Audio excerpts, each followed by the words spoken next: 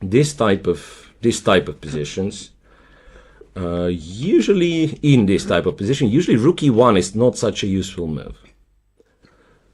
Because, like, over here, there is another line where you don't castle, but you take here immediately. And then again, you play h3 to prevent bishop g4, bishop g7, I think knight c, or castles, or d3, what was the move? Maybe d3 is the move, yeah.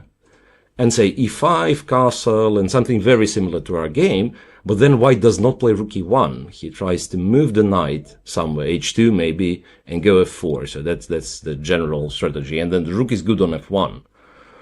So Sugirov having the rook on e1, it's not necessarily that it's bad, but it's a strange idea, like for the opening. On move 8, well, sometimes like you don't have a specific opening preparation. You just think, okay, I'll play this structure and I'll figure it out. That's why London opening, or what it is, London system is so popular, right? Because you don't have to like really know move by move, okay. And the order. Yeah, you probably do on a very high level, but also like in an open tournament, you can say, okay, I will play d4, bishop f4, e3, c3, knight f3, and I'll figure it out, and it works too. But these kind of openings are very useful for people who doesn't have time to study openings, or they don't like, or they are not good memorizing things like that. No, that's of course, but also, like London till that day, what's interesting,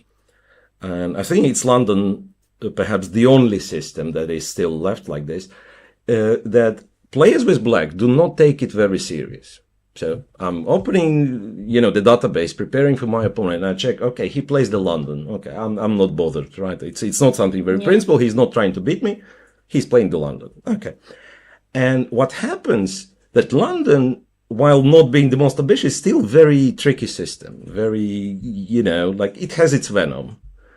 And if you do not prepare well, you can easily get in trouble. And also, against more aggressive lines, on the very elite level, people find something. Let's say Fabiano Caruana finds one line, then everybody checks Caruana's game, repeats it, and we all know that kind of, the herd knowledge sort of spreads. Yes. And for London, like everyone does different thing. So you look at the top players, you see Magnus doing this, Hikaru's doing this, Fabiano's doing this, and you're confused. You don't know what to choose. And that's why for the open tournaments, one of the very good openings for white. Like you don't have to know much, and also you can win games by simply following the pattern. Like you've developed the pieces, your opponent did something stupid, and you won. Yeah. Anyway. We move on, I believe, to the game of two grandmasters, Lev Yankelevich, I think from Germany, even though the name suggests like some... Yeah, he's from Germany. Maybe Grandmaster Russian from origin. Germany? Yeah, do we have his birth year? He's here. Of course. Jan Lad, or... Because I haven't heard of him. Oh, he's 25 years old, 26 years old? 26. All right, so it's not like he's very, very young. Yeah. Again, and his opponent, Kirill Shevchenko, again, former Ukrainian this time, but playing currently for Romania. Yeah. And here we have the Catalan opening with g3, bishop b4 check, bishop b4 check, bishop d2, bishop d6. This is somewhat confusing, to be honest. Why would you go check and bishop d6? I'm not sure. Maybe this is a new idea? No. It was played. I mean, I don't remember. There is certainly a point to it. Look, bishop b4 was and probably is like very popular, but kind of the main approach would be to go to e7, bishop g2, castles, c6, and the whole point black was making that, okay, white has the bishop on d2, and if black would not play the check, the bishop would be on c1, so it's not a big difference, right? And it looks like you've lost the tempo. But now if you play one of the good moves with the bishop on c1, knight e4, black can take, and if you go knight e5, your bishop is on d2, not on c1, so black can take the pawn on d4. So that's kind of a little tactical point to prove that bishop b4 is useful. And with bishop on d6, I'm not saying it's bad. It's just that I'm not sure why having white bishop on d2 instead of c1 is beneficial. Like, you could play the same position, like go bishop d6 and so on. Anyway, I don't think it matters much. Castles knight to d7, and then white goes c5. This is interesting. On many levels, to be honest, because I thought dc4, and let's say queen c2, knight d7, queen c4, e5. This is what black's idea was. Something like that, break in the center and develop this way. So dc4 is certainly an alternative to knight d7. And after knight d7, why would you go c5? Maybe, just maybe, once again, speculating on why black wanted the bishop on d2, with bishop on c1, white goes knight b to d2, and when you take, knight d2, when you take, knight takes, attacking the bishop, stopping e5. So maybe that's the reason. All right, let me get rid of this thing. Is up. Yep. And he went c5, b4, very ambitious, using a lot of space. Well, the question will be, can he stop black's playing the center? Black wants to play e6, e5. Sooner or later, we'll prepare it somehow. Maybe go bishop to f6. So remains to be seen. There is bishop f4, and this probably what you would like it to would like to look like. So your bishop is on f4, targeting c7, stopping e5. But then the knight is stuck on b1. So again, I'm not sure. It looks like in this particular line, the fact that black has given a check is useful, right? Because now the bishop is... Then it is not okay, knight c3? Maybe, yeah. If anything, it looks more natural than like moving the bishop for the second time. Yeah, probably knight c3 is a decent move. Wondering what black is planning to do, because I'm tempted, like part of me tempted to take and say I have two bishops. But I don't know how important it is in this position. The queen d2, and then white can actually play something like e4. This is also a common pattern in the Catalan specifically. So like you go e4, and if they take and you take, it's a backward pawn. So on the surface, understanding is, why would you have a backward pawn on d4? It's not very good. But white can easily defend it, as practice has shown, like going rook d1. It's not very easy to attack for black, this pawn. And black's real problem is the bishop on c8. It's almost impossible to activate the bishop, because even if you achieve e5 somehow, and like you're not here, it's just a loss of a pawn, right? But let's pretend white cannot take. White goes d5, and something like that is terribly dangerous for black. This pawn's far advanced. Again, the bishop cannot move, so this is kind of a bad position to be. So I like your knight c3, and I'm wondering But knight c3 and then taking the knight and then the bishop. Yeah, could be. The bishop is not very good, right? Yeah. Right, but then again, it's sort of a nice outcome for white, I would say. So he exchanged the active knight.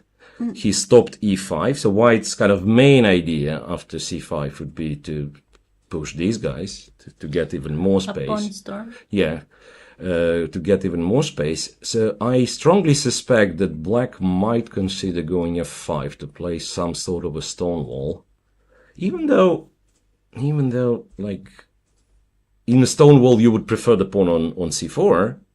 To kind of put pressure on the center. But on the other hand, white won a lot of tempi with this. So black went bishop check, then bishop d6, then bishop e7. So that's the structure is from Stonewall Dutch. That's what they call it, right? So it's normally played via Dutch defense move order, d4 f5, and later e6 and d5. But at the same time, it could be that it's kind of good strategically for black, but it might just not work because of he lost so much time. We'll see. We'll see. So after knight c3, it's up to Kirill Shevchenko to decide. Did he play knight c3? Yeah, white did play knight c3, so great call. Knight c3 was the move played by Yankelevich. And now I've realized that Shevchenko with black, he's probably once again looking for chances to win. And that's why sometimes they would go for, you know, a bit dubious openings and like taking excessive risk. Because let's say here in the Catalan, there is quite a few like very reliable systems that if you know the theory, you can pretty much make a draw. But then you play something very reliable, it minimizes your chances of winning. Yeah. And this is strangely kind of the closer to the top you get, the more of a problem it becomes. Like with the black pieces, you play someone who is lower rated. And it's not like you don't respect the opponent. It just, you know, the rating difference pushes you to play. Otherwise, you just lose rating and you didn't do anything bad, right? You played solid, you made the draw and off you go, 3 points. 3 points minus. Yes, and the player has to unbalance the game and try to... Exactly. Yeah, so you look for something to kind of to look to this point where it is complex, but it's still not too bad for you. So you accept certain amount of risk, but not too much. Yes, and you have the advantage that you checked a little bit before. Yeah, exactly. So this is kind of a good point as well. So if you've prepared something, you found like the line which your opponent is likely to go, and you checked it a little bit, so it mitigates the fact that position is not maybe like not fully equal and not very reliable. Alrighty, on board 4, Pichot. Alan Pichot played a very funny opening. Again, same as in the previous game, queen, and it can become anything. It can be the Catalan, as we've seen in the previous game. It can be Queen's Gambit. So Queen's Gambit in our case. And Pichot's opponent, Gabriele Lumacci, is Fide master from Italy. Italy, again, Italian, okay. And the move 4 is h7, h6. I think funny move. The Italians, they are overrated because this one is 2400 too. Overrated? Yes. Or underrated? Underrated. Well, sorry. Underrated, yes. Yeah, well, it could be. You know what? There have been a few cases of players being underrated. I'm not sure if it's the case in Italy, because it used to be like players playing within the same country, and like the whole country progresses, but they don't have anyone to win rating from, right? Yeah. And that was, for a very long time, it was the case with Indian players, of course, and then like Europeans would go to India, play these tournaments and lose to like, Grandmasters would lose to 2200 kids easily. Yeah. The last Indian opponent I had told me, like, if you want to improve your chess, you should go to India, play a couple of open tournaments, lose 100 points of rating, come back and win 200. Yeah, well, one of the ways to do it, yes, definitely one of the ways to do it. Yeah. So we'll see. Now, well, clearly the local players are not doing bad in this tournament, right? So we can see them in the leading group, but we'll see how it goes at the end. So, a move h7, h6 is, as I said, like a very funny move, but it's not a bad move, strangely. And I remember quite a few players doing this on very high levels, so avoiding bishop g5 lines and being prepared to go, after bishop f4, being prepared to go bishop d6.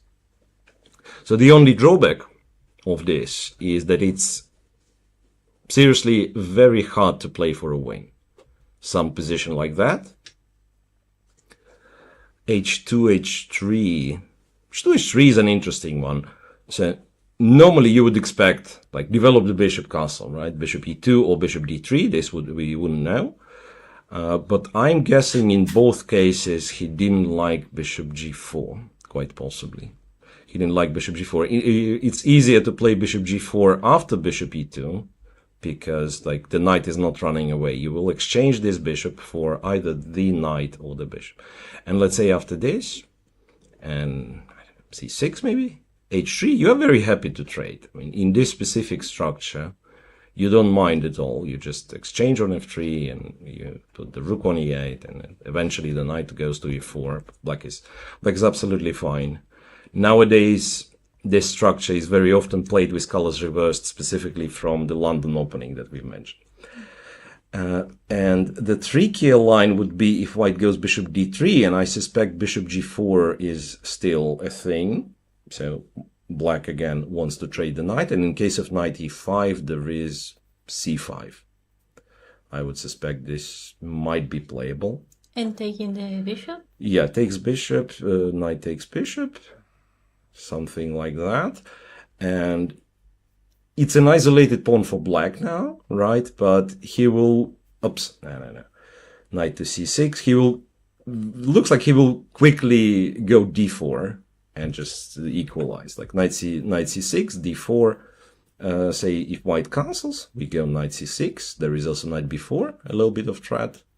In case of a3, a3 is probably not a great move. And then d4, pawn takes, knight takes, and who knows who's better? Maybe black's better already with such an active knight. Yeah, but a3 is. A3 was maybe not very clever, but also like one of the first reactions you see knight before threat. And anyway, all these silly lines that I'm showing was a try to explain why white goes h2, h3. And then Pichot pretends like, you know what, I never thought of developing the bishop to g4. My real idea was to go b6, bishop b7. And this is also a legit way of playing. And I suspect bishop e2 and not bishop d3 should be played. But, okay, I wouldn't know for sure. My point is that after, say, something like this, bishop b7 and probably castle short. Sometimes they do castle long, though. And prepare c5. Yeah, and then c5. And that's why I'm thinking maybe bishop on e2 is better, because on d3 it will run into c4 eventually, or knight c6, knight b4 again, so maybe bishop e2. But these are tricky positions. I've honestly even played it with both colors from different openings, but with both colors, and I still have no clue what's happening. It's not that easy to navigate. You have some like very basic understanding, of course, like if black plays c5 and, oh wait, let's say I'll do this just to show the structure. So bishop e2, c5. If you take and black cannot take with the pawn, good for white. Okay, this much I know. Like if this happens, this is isolated pawn, very hard to go d4 because you can always block it, and this is like very pleasant for white. But black will always take with the pawn. How to force him not to take with the pawn, we don't know. Like if you force black to take and you take with the knight, again, it's good for white. c4, if you're not ready with white to meet c4, you might as well get in a bad position, like c5, castle, c4, and you play it slow. Like let's say here c4 is probably not a great move because e4 very fast, but yeah, like if you play some silly slow moves and let black like expand, go b5, go b4, black might be better as well. So that's interesting. It started as a very slow game with like black exchanging the bishop on d6 and so on, but it can become something complex enough for Pichot to try to outplay his opponent. It will be very likely will be a long game, you know. I think we speak a little bit about this yesterday. We've spoken about this yesterday, that you want to keep it like tense as the kind of Elo favorite. You just want the game to keep the game going and slowly kind of make somewhat better moves than your opponent. Maybe at some point the opponent can do stupid things or not. You never know, right? You never know. Sometimes you hope for it and you are the one who makes stupid things. Like the game of Luca. Yeah. And the other Italian. Right. So Luca Moroni, right. Yes. So he was, in fact, that was one of the games that I think both players played very well. It was a very sharp opening. It was like long middle game. It was very complicated end game, and both played very well. Found all the tactical tricks, resources. So that was a game well played. Okay, we move on, I think, to board 5. Maxime Lagarde against Andrea Favaloro. Another Italian player, FIDE master, right? International master this time with 24-12. So again, not an easy walk for the favorites, and I absolutely refuse to analyze this position. I don't know. And also these open tournaments are a very good opportunity to get norms, right? Grandmaster norms, yeah. I tend to forget about this, but you're absolutely right. It's a chance for the players, for younger players, players without titles, to get the title norm. Yeah, for example, these two FIDE masters from Italy, they can 2400, get right. Yeah. I'm guessing they should probably get like international master norm relatively easy, like with a good start, with a good play. The thing is that some of them, or one of them, could be making a grandmaster norm as well. The tournament is strong enough. It has enough grandmasters. It has enough players from different countries, and this is like two major requirements to have the norm, and then to score the norm. Okay, one has to play chess on a good level. This is also. Yes. But right you are. Norm. It was a very long time ago for me, but I remember it was, very important part of participating in the open tournament. And I would be looking, okay, can I make a norm here? And then I would be getting nervous. Like if there is a real chance, like last 2 rounds, that was not so easy. It was not so easy. Okay, here, I just want to say that this is Ruy Lopez, or the Spanish, bishop b5, bishop a4, then d2, d3 on a move 6 is, I don't even know what to call it. It's a very popular move. It's just that, it's not a closed Spanish or delayed Spanish. Spanish with 6 d3, I'm sorry. I don't have a better name for it. So Spanish with d3, and very often what ends up happening, and we've reached this position, so this could be the same with rook e1. Rook e1 was, and probably still is, the main move. And if, let's say, black does this, and does this, we get the same position as in the game, with white having rook e1 instead of d2, d3. And because we know that white normally wants d4, so this is like an extra tempo for white. But the problem with playing this way, that if black castles and you go c3, black has d5 and this very sharp so-called martial attack. And nowadays the consensus is that this thing equalizes, white has no advantage, and that's why players prefer to avoid it. And it's not only that, to be honest. I think there is... no, with rook e1 there is nothing else. There is nothing else. Yeah, so rook e1, the only worry you have after rook e1 is the marshal. Yeah, anyway. But like players with white who play with d3, they say, you know what, it's still like a long positional game, so I don't care too much about this loss of one tempo. And knight b8 is a funny move. Again, one could think, okay, what's this player's doing, like moving back? But the reality is that the only hope for white, or the only ground for white's advantage in these kinds of Ruy Lopez's, is the knight is in fact very much misplaced on c6, and also after a4, sometimes, or rather oftentimes, the b5 pawn is kind of a bit overextended and therefore vulnerable. So knight b8 as one move looks really stupid, but as the part of the plan to put the knight on d7, to go bishop b7, and sometimes c6, sometimes c5. So it makes it for a very flexible setup for black. So a4, bishop b7, AB, traded the rooks, knight A3. Well, okay, here I'm not quite sure about bishop C6. But yeah, maybe. Knight to D7, knight E3, knight C5, bishop C2. So now white, of course, has two potential continuations. One is to, well, sooner or later prepare D4. Yeah. The other one could be going knight F5, moving this knight to H2, go F4, and these kind of things. For black, I'm afraid the only kind of a real counterplay for black would be to organize D6, D5, which now, of course, is impossible because knight E5, and the pawn's hanging, also the bishop will be hanging. Right, so that's why I said at the very beginning that I refuse to comment, because it's so complex. The dispositions, like you can talk for 1 hour and still they will find something different.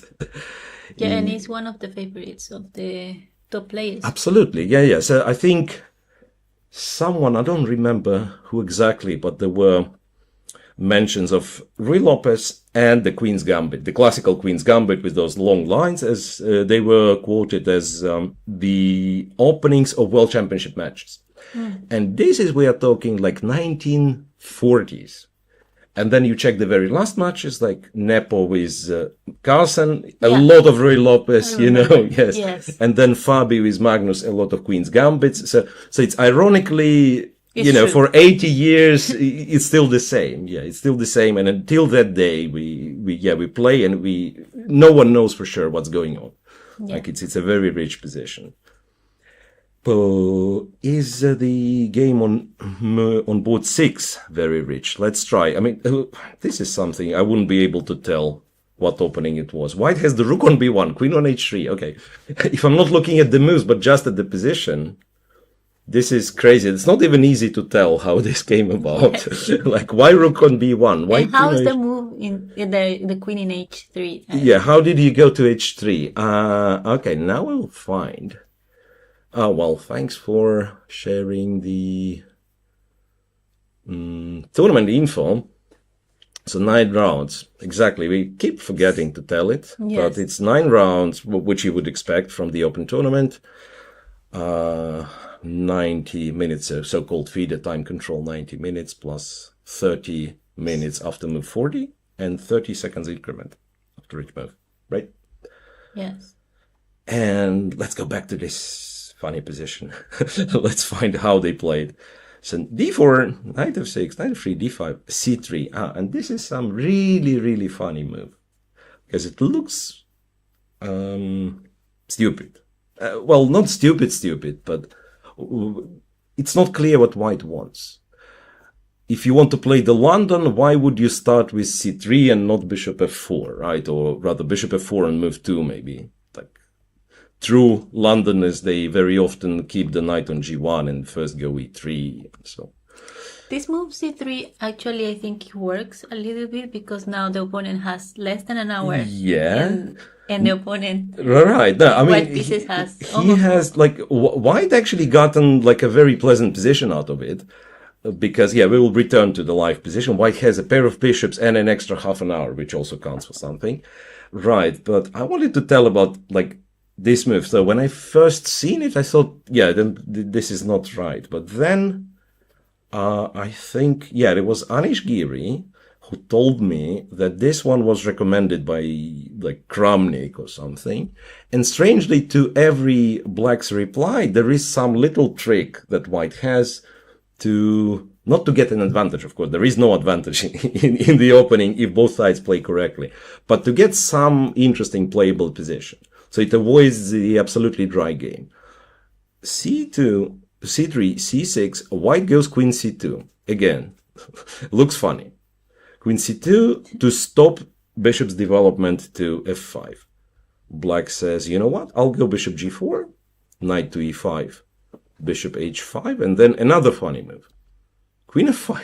Yeah, this looks like a blitz game or a bullet game. Queen F5. And the point is that you actually have to be very careful with black. Bishop G6. And then if you would take on g6, black takes with the pawn, so you lose another tempo. This is not very good. But this is where the true idea kind of shows. White goes queen h3 and now pins the h-pawn. So now if you go knight d7, he'll take on g6 and you'll have to take with the f-pawn, which is of course not very pleasant. And by the way, in this position, I would not be surprised if the strong move is queen e6, even moving the queen one more time, but just stopping black from from going e5. Yeah, let's see. One, and then 2 to f5, 3 to h3, and then maybe 4 to e6. Yeah. Okay, so after queen h3, it's possible that there are other moves, but black decided to solve like all the problems with in a radical way, just exchanging for the knight. It went knight d7, captured with the queen, queen d7, and black is thinking. So it shouldn't be much for white. Black, after all, is very flexible, exchanged a lot of stuff, but at the same time, on move 10, you have an endgame with a pair of bishops and extra half an hour. So quite a successful opening experiment. And what do you think about this endgame? Because they didn't change any pawns yet. Yeah. So first of all, I'm not sure what black takes with, because I'm tempted to say that I want to take with the king. But maybe it's wrong. Maybe knight takes is... Yeah, well, my problem with knight takes. So looking at this structure, I'm looking to play e5 with black. This is something I want to do, right?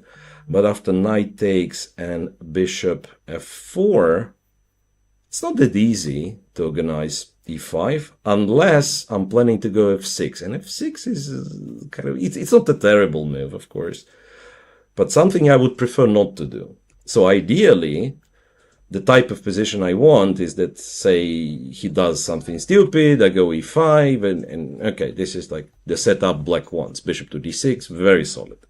Of course, white will not play e3, that's just a terrible move. So I would rather avoid going f7, f6. So I'm thinking black has to have an equality, kind of equal position. He's unlikely to be better.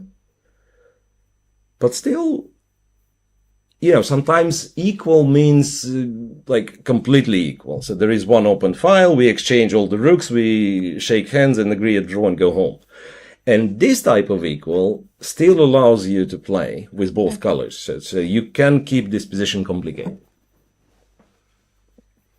And he's also unsure, Volodar Murzin, he's also unsure what to capture with. Is it the knight takes or the queen takes? The king takes. So king takes has this benefit that if white develops bishop f4, you go e6 and you can play bishop d6 supported by the king. Yeah, you can see him in the video, like trying to decide. Yeah.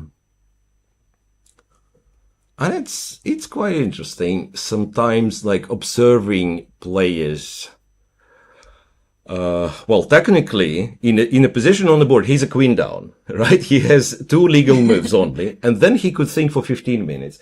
And someone who is not familiar with the game of chess, or maybe doesn't know the game, they would think, okay, can it be that complex? You can take with the horse or with the king. Yes, just choose. But the reality is he's looking ahead in some 5 moves, 10 moves in some variations, looking at possibilities, structures, and so on and so on. Plans. Yeah, so it's not about like what piece I take on d7 with. Yes, so he's looking a bit forward, of course. Anyway, funny position here. Right, so we've got 6 boards. Maybe let's like move a little further, and I'll just scroll randomly to try to find something, Exactly. Nice. Yeah, like nice to look. Something exciting. Well, there are some exciting positions. Well, for instance, I think we were looking at Daniel Darda yesterday at his game. Yes. Yeah. So today he's white against Anthony Atanasov from Canada. All right. And we have, I'm happy to see this, because this is the line I used to play long time ago.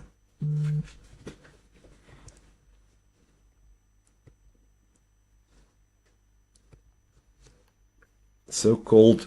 I think he's, how old is he? 20 years old, I think. Or no? 20, he born in the 2008. No.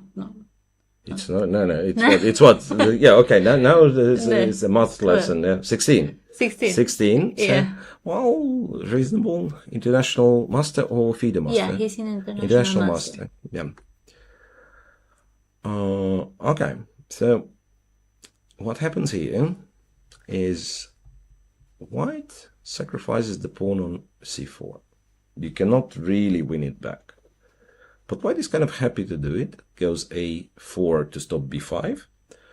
Goes castle. Goes b3. Accepts that the pawn is... you're not winning the pawn back. Yes, queen b3. And makes a point that you have some difficulties protecting b7. Because your bishop is already on f5. It's one of these cases where you would prefer to have passive bishop on c8, right? So bishop went to f5, but it's not really useful here. Right, so, and if you simply play b6, you say, okay, my pawn is not that, not in danger, but then this bishop becomes very, very strong. And then knight e5, maybe immediately, maybe after, say, knight c3 to stop bishop e4, but sooner or later, knight e5, yes, very, very unpleasant. For now, black finds the way to stop the attack on b7 pawn, queen b6, because white would prefer not to trade the queens, goes queen a2. Bishop b4, bit surprising. Preparing the castle? Yeah, but I mean, not surprising that he moves the bishop, but why to b4? Like he could go bishop b7. Maybe there's nothing wrong with bishop b4. a5, so now the queen will have to move. And sooner or later, white will develop the knight and go rook b1, and this will be, once again, white will be putting pressure on the b7 pawn. Like, I'm thinking d3. Interesting, because you would expect, again, normal way would be to achieve e4 and d4 at the same time. But if you start with d4, then black has e4 square under control. And to play e4 will be really problematic. So instead, you probably go d3, supporting e4 if needed. You have bishop f4 ideas. You develop the horsey, and you go rook b1, you go rook f to c1, applying pressure on these files. All in all, white usually has like very reasonable compensation for... Comfortable for white. Yep. This one, again, so black has to be very, very, specific, very precise, not to get in really unpleasant position. So what's surprising, though, that white, Darda, who has sacrificed the pawn, he spent more time. Because usually, like, you go for this kind of gambit, that means you knew it before the game that you would be sacrificing a pawn and therefore should be prepared. And he's not. Anyway, very interesting, very promising position. And I want to jump here to Niklesh Ushenbeth with black against Zemach Nadov, because it's a very exciting position. Black has sacrificed an exchange. It's already moved to ante. Ushenbeth clearly plays his preparation. You can see 1 hour 19. You don't really get position in like 20 moves with 10 minutes spent, and especially this very sharp position. It's not like you just trade pieces, not the exchange stuff. So this was a Catalon with d takes c4, queen c2, b5, all known. Yes, a4, b4, knight e5, and then queen to d4. And I wonder if it is prepared. I think he did prepare it. So it's an exchange sacrifice. You leave the rook. I'm guessing c6 is the alternative, and there were games like this. c6, knight takes c4, queen takes... no, it's nonsense what I'm saying. I'm sorry. Knight d2. Knight d2 is the line. So it's kind of, you get the same position, c6, knight takes c4, and will be drawn position.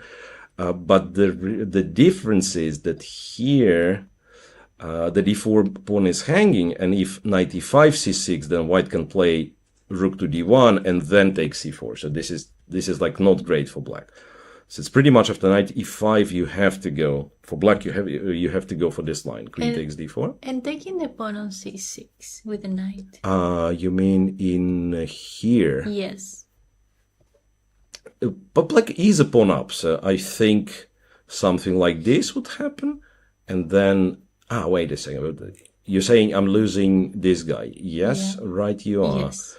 I wonder if this is the move. Again, sacrificing. Yeah, sacrificing an exchange. Cannot guarantee anything. I didn't check this one for a very long time, but there is some point to it, right? Like, so it's equal number of pawns.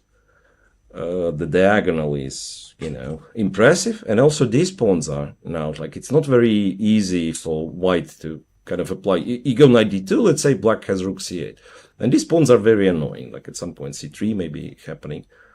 So yeah, knight c6 is reasonable, of course, you can play it, but then again, you better know like what you're doing next, right? And maybe you can't even take on a8. Maybe you should do some bishop b5 and try to win the c4, c6 pawn. Okay, so this is a very sharp line, and I shouldn't embarrass myself trying to figure out what's going on. So it's clear that Niklesh is very well prepared. Queen c4, e5, all played very fast. Queen c7, and takes here, and takes here. Okay, knight d2 is very surprising. Why would you kill knight d2 here? Knight d2? Yeah, like you take this pawn, like I said, the one way or another. H takes or f takes. He just goes knight d2. So what happens if pawn takes? I suspect, okay, knight c6, for instance, queen goes. Knight d4. And this is hanging, knight c2 is hanging, so it's an annoying attack after knight d4. And there is no f3 because queen g3, of course. So it could be this, yeah, because, like, I will not be comfortable playing this with white. Like, I don't care if I'm going to exchange up. If black has the pawn on g3. Yeah, and also the bishop can come to help. In the case. Bishop b7 or bishop h3, scary. Yes, very scary. Knight c6, queen e4. So another reason why you go knight d2 to have queen e4 and not being forced to go queen e3. But this is where black captures. King f2, you have to do it. Queen d7 attacking the knight, and after knight f3, rook to e8. And Niklesh, like, look at the camera view. He's not even looking at his board. So they're telegraphing, like, I've prepared everything, I know everything. Yes, he's like, you will blunder. Yeah. Something. Queen c4. And this is where it gets interesting. What is the follow-up for black? First of all, what's the material? Okay, I mean, he has one pawn for the exchange already, so he's not forced to, let's say, win or get to the king like very fast. He can just say play bishop b7 and play it a little bit slower. I think he didn't expect this move. Yeah, it looks like he starts to think. It's not easy to tell what he would... I mean, maybe like queen f4, just keeping it closer to the king, like queen f4, I can imagine. Queen c4. What could be a drawback of queen c4? Yeah. Part of me wants to play a stupid move, knight b8, to have a threat of bishop a6, but probably white's gonna find some. Okay, can take b4. Never mind. It's just such a funny looking move, but that's not easy. It's not easy. Maybe we'll cheat a little bit and check what computer has to say. Yeah. Bishop b7, and interestingly, white is better. According to the machine, white is better. Okay, it's not a very strong engine, and I suspect, like, if you prepare with a more powerful one, maybe you can find And I'm very curious, since I've started the computer thing, I'm very curious to check if knight d2 in this position was the best move. It was. It was? It was. So that means both were prepared. That means till that moment, both players were very well prepared. And then later on, white spent a bit more time, as you can see, like 1 hour and 2 minutes. But knight d2 is first line of the machine. Very impressive. Very impressive preparation by Nadov Zemosh. Okay. I have some requests. Right. Tell me. They were requesting this game, but now we already checked. Well, we did our best. Yeah. You know what? I can tell you guys at home that I don't remember who came with this kind of formula, but someone said you look at these games, at such games like where it's very sharp opening, you look with the computer either 10 minutes or 10 days. Like to quickly check what's the variation, Yeah. you look like very sharp, but to really check all the variations and to be able to say, okay, I do here, like I do knight d2 because I cannot play this because of blah, blah, blah. I cannot do this because, again, 10 moves variation. To remember everything and then to play, you really need a lot of time. So 10 days, of course, is exaggeration, Yes. but the point is, like, we will not be able to tell what's going on, like, entirely. Very sharp position. Computer likes black. And that's what make chess and sport and exciting, the time, because the players don't have enough time to think everything. Yeah, absolutely. And some positions are that complex that even getting, say, 10 hours but over the board without any assistance would still be not enough, right? You would probably play like a bit more, not a bit more, but like a few more good moves. But then eventually one thing is like time is not enough. The other thing, you're getting tired, right? Yes. I mean, what's the point? Like we could say, let's play with 10 hours on the clock for everyone, but still it will not improve quality of play. No. Like at some point you It will just, get worse. the brain refuses to think. Yeah, exactly. And that's what happens. They are requesting another game. Is of the streamer Zach. Mm-hmm. I can tell you, he's playing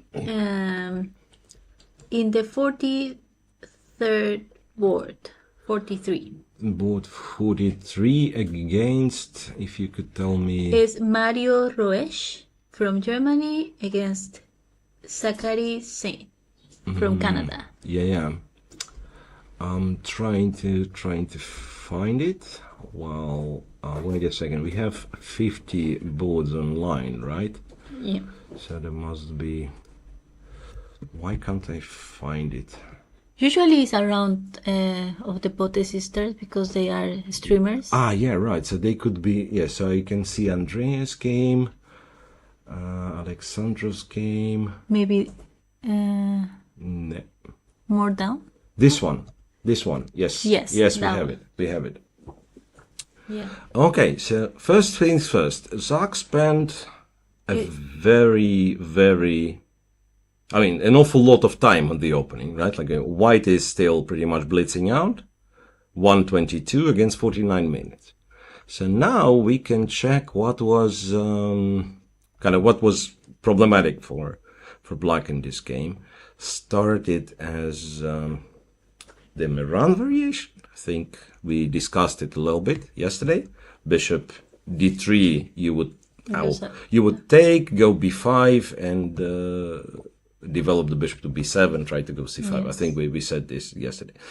So white plays queen c2, and this is known as Anti-Meran variation. So white says, if you want to take, I will take from f1 in one go. I will not spend the tempo on bishop d3, bishop c4. And then black, of course, says, you think I'm naive. I will not take. So bishop d6, and then bishop d3. So black takes anyway, and goes b5. And here, bishop d3 or bishop e2, both possible. And it was like 100 years ago. Okay. When I last looked at the theory of this line, maybe not the 100, maybe I'm not that old, but you get the idea. So black goes a7, a6, getting ready to play c5. But after e4, I think there were games with c5, which gets very messy because white can... maybe not here, honestly. Maybe I'm just... It's not arriving on time, I think. Because e5, yeah, if I take this, you take f6, you take g7. But even this one is like unclear, right? Rook g8. If I take on g7, so the bishops are not looking not bad. Who knows? It's tricky. But yeah, the feeling is like something's wrong with c5. So he preferred to go e5. Bishop g5 is, okay, one of the possible moves. Exchanged everything and went f4. Yeah, and this is usually... well, I don't want to say problem, but this is the kind of the trick in these situations, that if black manages to play c5, he's more than fine. Like c5, c4, the bishop on b7 is active, but of course you cannot do it now. And it's tricky point to find the right moment to play c5. He's a very strong bishop and he's moving the pawns. Yeah, so f4... I don't know, taking this doesn't look that appealing. Check? Yes, that's what he's done. King h1, but apparently once again you cannot play c5 because this, right? And the pin. So he has to react. He goes h6, and then white went bishop h4 and queen b6. Once again being scared of, okay, I don't know, scared, but finding e4, e5 to be unpleasant move. So queen b6. And now one of the things white could try to do is to play e5 to see where the knight's going. And it's probably going to g4, right? Yeah. And then somehow try to prove that he has a very strong attack, white. Like queen e2, knight e3, I guess. I don't know, knight is hanging, probably knight e3. And then one of the things to do, honestly, could be to sacrifice an exchange even.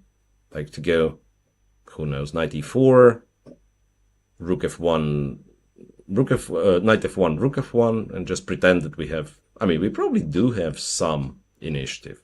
Like all the white pieces, if you check, like all the white pieces somehow in the zone of the kingside attack, right? Well, black has the queen a little bit away. So after this, let's say, it is not impossible that white just goes knight f6. And if you take, it's very likely that you lose because, yeah, the queen is getting there. You don't have to take those. So the real stuff happens after king h8 because knight on f6 is nice, but doesn't do much.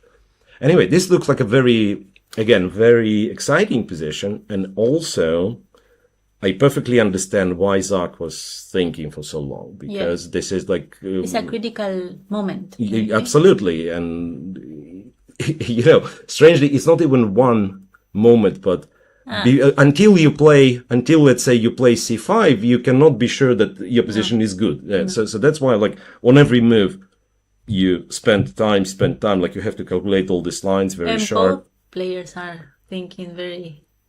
Yeah. That's interesting. And you can see also the streamers' cameras there. We can see the Andreas one and Zach. Mm-hmm. Yeah. Right. So, well, since we went to streamers' games, let's check what the sisters are doing. Yeah. So, Andrea is playing with a kid, a little girl there. It's so cute. Yeah. Wow. And... How's she doing? These kids are really scary, I swear. Yeah, they're good plays. Yeah. All right, so Andrea is playing the King's Indian with tricky Queen E8 move. I'm not sure if I've seen it. I'm almost sure that it does exist, Queen E8. So with the idea to support e5, but like there is nothing wrong with going e5 immediately. So Queen e8, bishop to g5. Well, pardon me, but looks somewhat strange. Bishop g5, you're pinning It's What? kind of, unexisting pin. Like after black went You queen create a e8. pawn. Yeah, after black went queen e8. So went here, h6, keeps the bishop on h4, keeps the bishop on g3, knight here, knight d2, knight takes. Okay, maybe put it on f4. Yeah, that sounds better. Because what we see now is, yes, black has two bishops, but is it really two bishops advantage? We are not sure. The bishop on g7 is really... And that knight on Knight is very nice, yeah? Yes. Knight's very strong. The bishop on g7 is not great. So after a5, well, white has played b3, which is probably not the greatest idea. I would suggest, like, after bishop g4, it's very likely that white's advantage is huge, because you can't really move the bishop back. It's bishop e6, and how long can you survive with white having the bishop on e6? And it is already possible that knight g5 works, but if I'm a lazy person, I just go queen g4, bring more stuff, and it's terrible. It looks terrible. So after bishop g4, I don't know what Andrea would do. After b3 kind of gives her a little bit more time, knight a6, and especially after queen c2, I guess something like knight c5 and try to exchange some pieces. Yeah, and maybe this is one of the games, like the knight is much better with the bishop. Yeah, right you are. Now that I'm thinking, let's say something like that happens, and even then the bishop on g7 is not great, and yeah, looks like Andrea might be in a bit of trouble. And then let me see the other sister, Alexandra, against Riccardo Dielli. And here, okay, here not much has happened yet. It was, what did we call it? The Banco Gambit, yeah, b5, a6, all that. Maybe I should stop here a little bit, right? So why black usually sacrifices the pawn to have these two semi-open files, to develop bishop on g7. That's what happened in the game, right? e4 allows white to develop easier, but also, like, kind of the drawback is that you lose the castle, right? You have to capture with the king. And those moves are logical. I mean, theoretical, but also quite logical. Like, both sides develop the pieces the way they can, the way they like. Knight f3, knight d7. The only thing I'm not sure if a4 is kind of a theoretical move. It's certainly one of the possible moves in this position, but it somewhat weakens the b file, right? So and it's a little bit complicated. Yeah, unless you can put the knight on b5. But anyway, knight g4. Yeah, I think the main thing they do is actually go h3 to stop knight g4, knight e5 maneuver. Anyway, Alexandra went for a straightforward knight takes, and f4, knight back to d7, and this is where we are. This is where we are now. And what do you think? No, she went knight a3, knight b4. What do I think about this one? Yeah. I think she's now she's consolidating. I don't see, or rather, I've missed like a few moves here. Yeah, maybe it's not much you can do. It looks like white always was in control. White always was. Maybe black kind of had to play it a little bit more energetic. You know what? It could be that knight c4 was the move. Maybe not. Maybe you still can go knight b5. Anyway, what happens now? White captures. It doesn't matter what you take with. Is it a pawn? Is it a queen? White's next move is knight c4. And one could say black has a very good bishop, which is true, but at the same time, this bishop has no objects to attack, right? And white's potential plan would be, I'm not sure if it's ideal, but one of the options, to leave the rook, to defend the pawn on b3 again, but not from b1, where the rook is a bit passive, but from f3. And then you can start like pushing this pawn, maybe this pawn, to attack the king. So you have a passed pawn, an extra pawn on the queen side, but it's very hard to move now, right? It's very hard. Like you could go a5, but what then? Like if black doesn't blunder, yes, it's not going too far. So as white, I would prefer... A1 is covered, so... Yeah, so a5 is not very promising. So as white, what I would do, I would try to keep this one for now, like that, very solid, and then attack on the other side. But this looks very promising. And that's exactly what she has done. Queen takes before, and knight c4 is already on the board. So she's doing well. She's doing well, and apparently knows at least the pattern. I'm not sure, like, if the whole theoretical thing. I think she already played some games with this. So yeah, absolutely. I'm wondering how old is the kid Andrea is playing? Andrea's opponent. Yes. Is there a way to find out? Yes. 2011. So that's, between 12 and 13, right? Yeah. 12, 13 years old. Impressive. Yeah, and he's 1600. Yeah. Wow.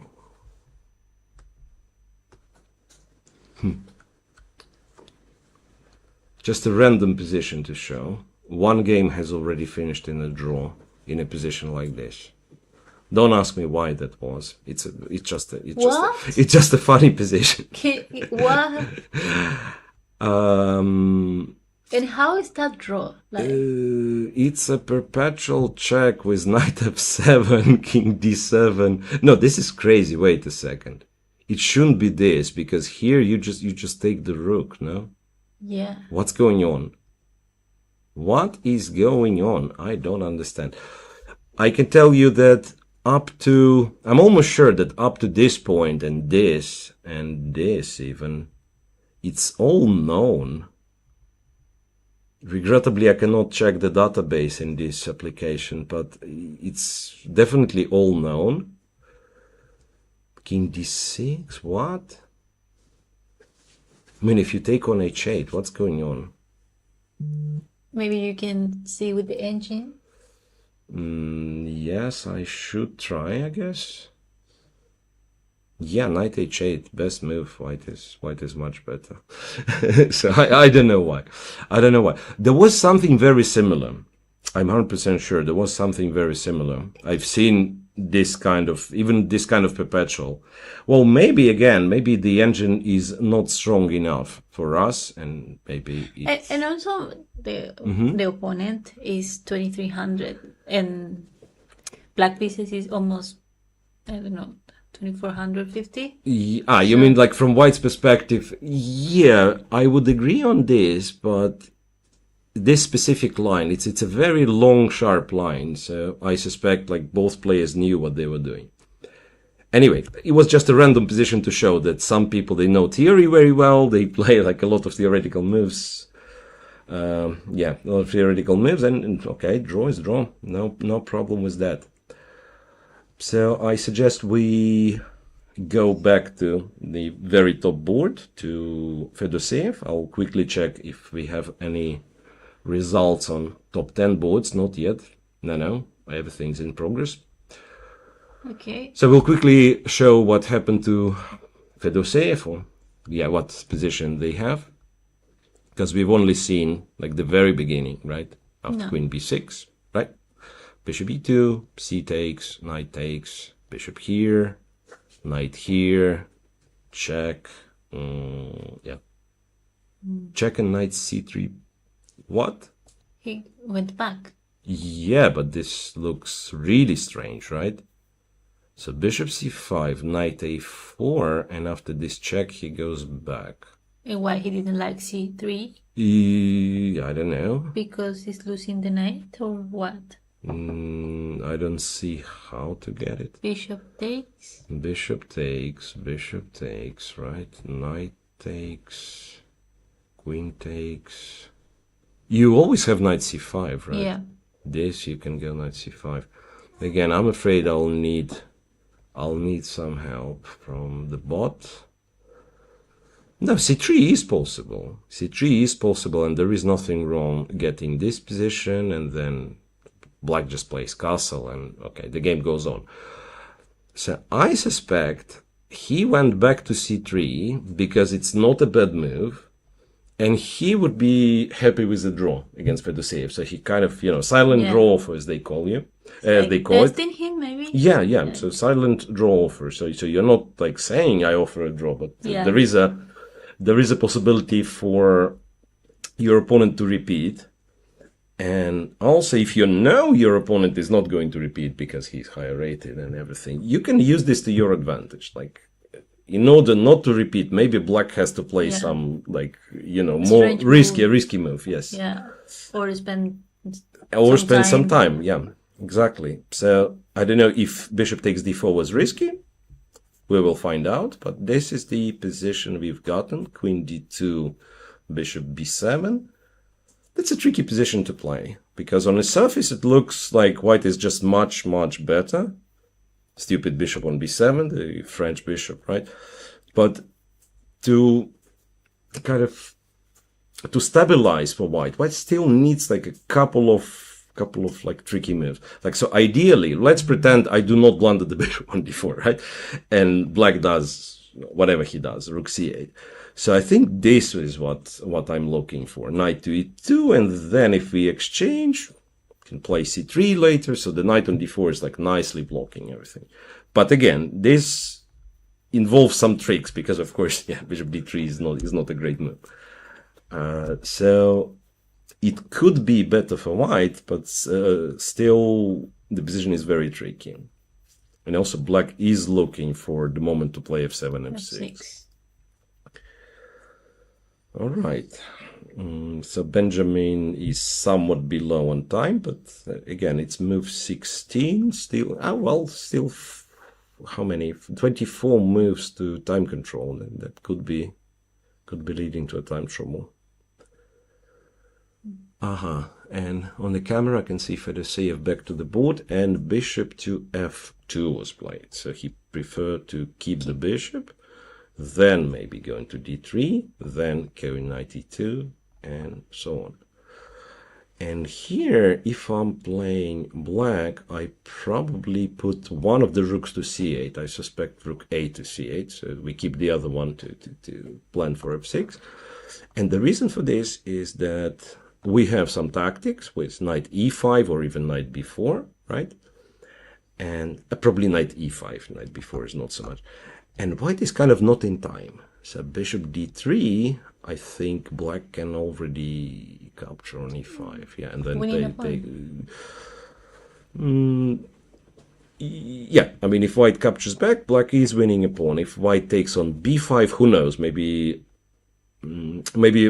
white can keep the material balance, but black solves a lot of his problems. Like, gets rid of the center, the bishop is good already all of a sudden. So quite possibly black has at least an equal play after that. So it could be an important move, rook to c8. And then it's hard to tell what to do for white. Like, this move really looks ugly, right? So knight e2, knight d4 was like very nice maneuver. Like moving the knight anywhere else. a2, d1, nah, not great. There is like strange looking move bishop e1, defending the knight for now, and then planning bishop d3 and so on. But again, it looks so awkward. If you misplace all the pieces like this, then even f6 might work. Yeah, moving the bishops. Yeah, so if this thing works tactically, I mean, rook c8 and knight e5, so this is a reasonable way to continue for Fide c8. So I suggest we let him think. Yeah. And go for a little break. No? Yes. Maybe let's get ourselves on the camera first, if we can. So that, okay, this also works. So we will be back in a few minutes. Stay tuned.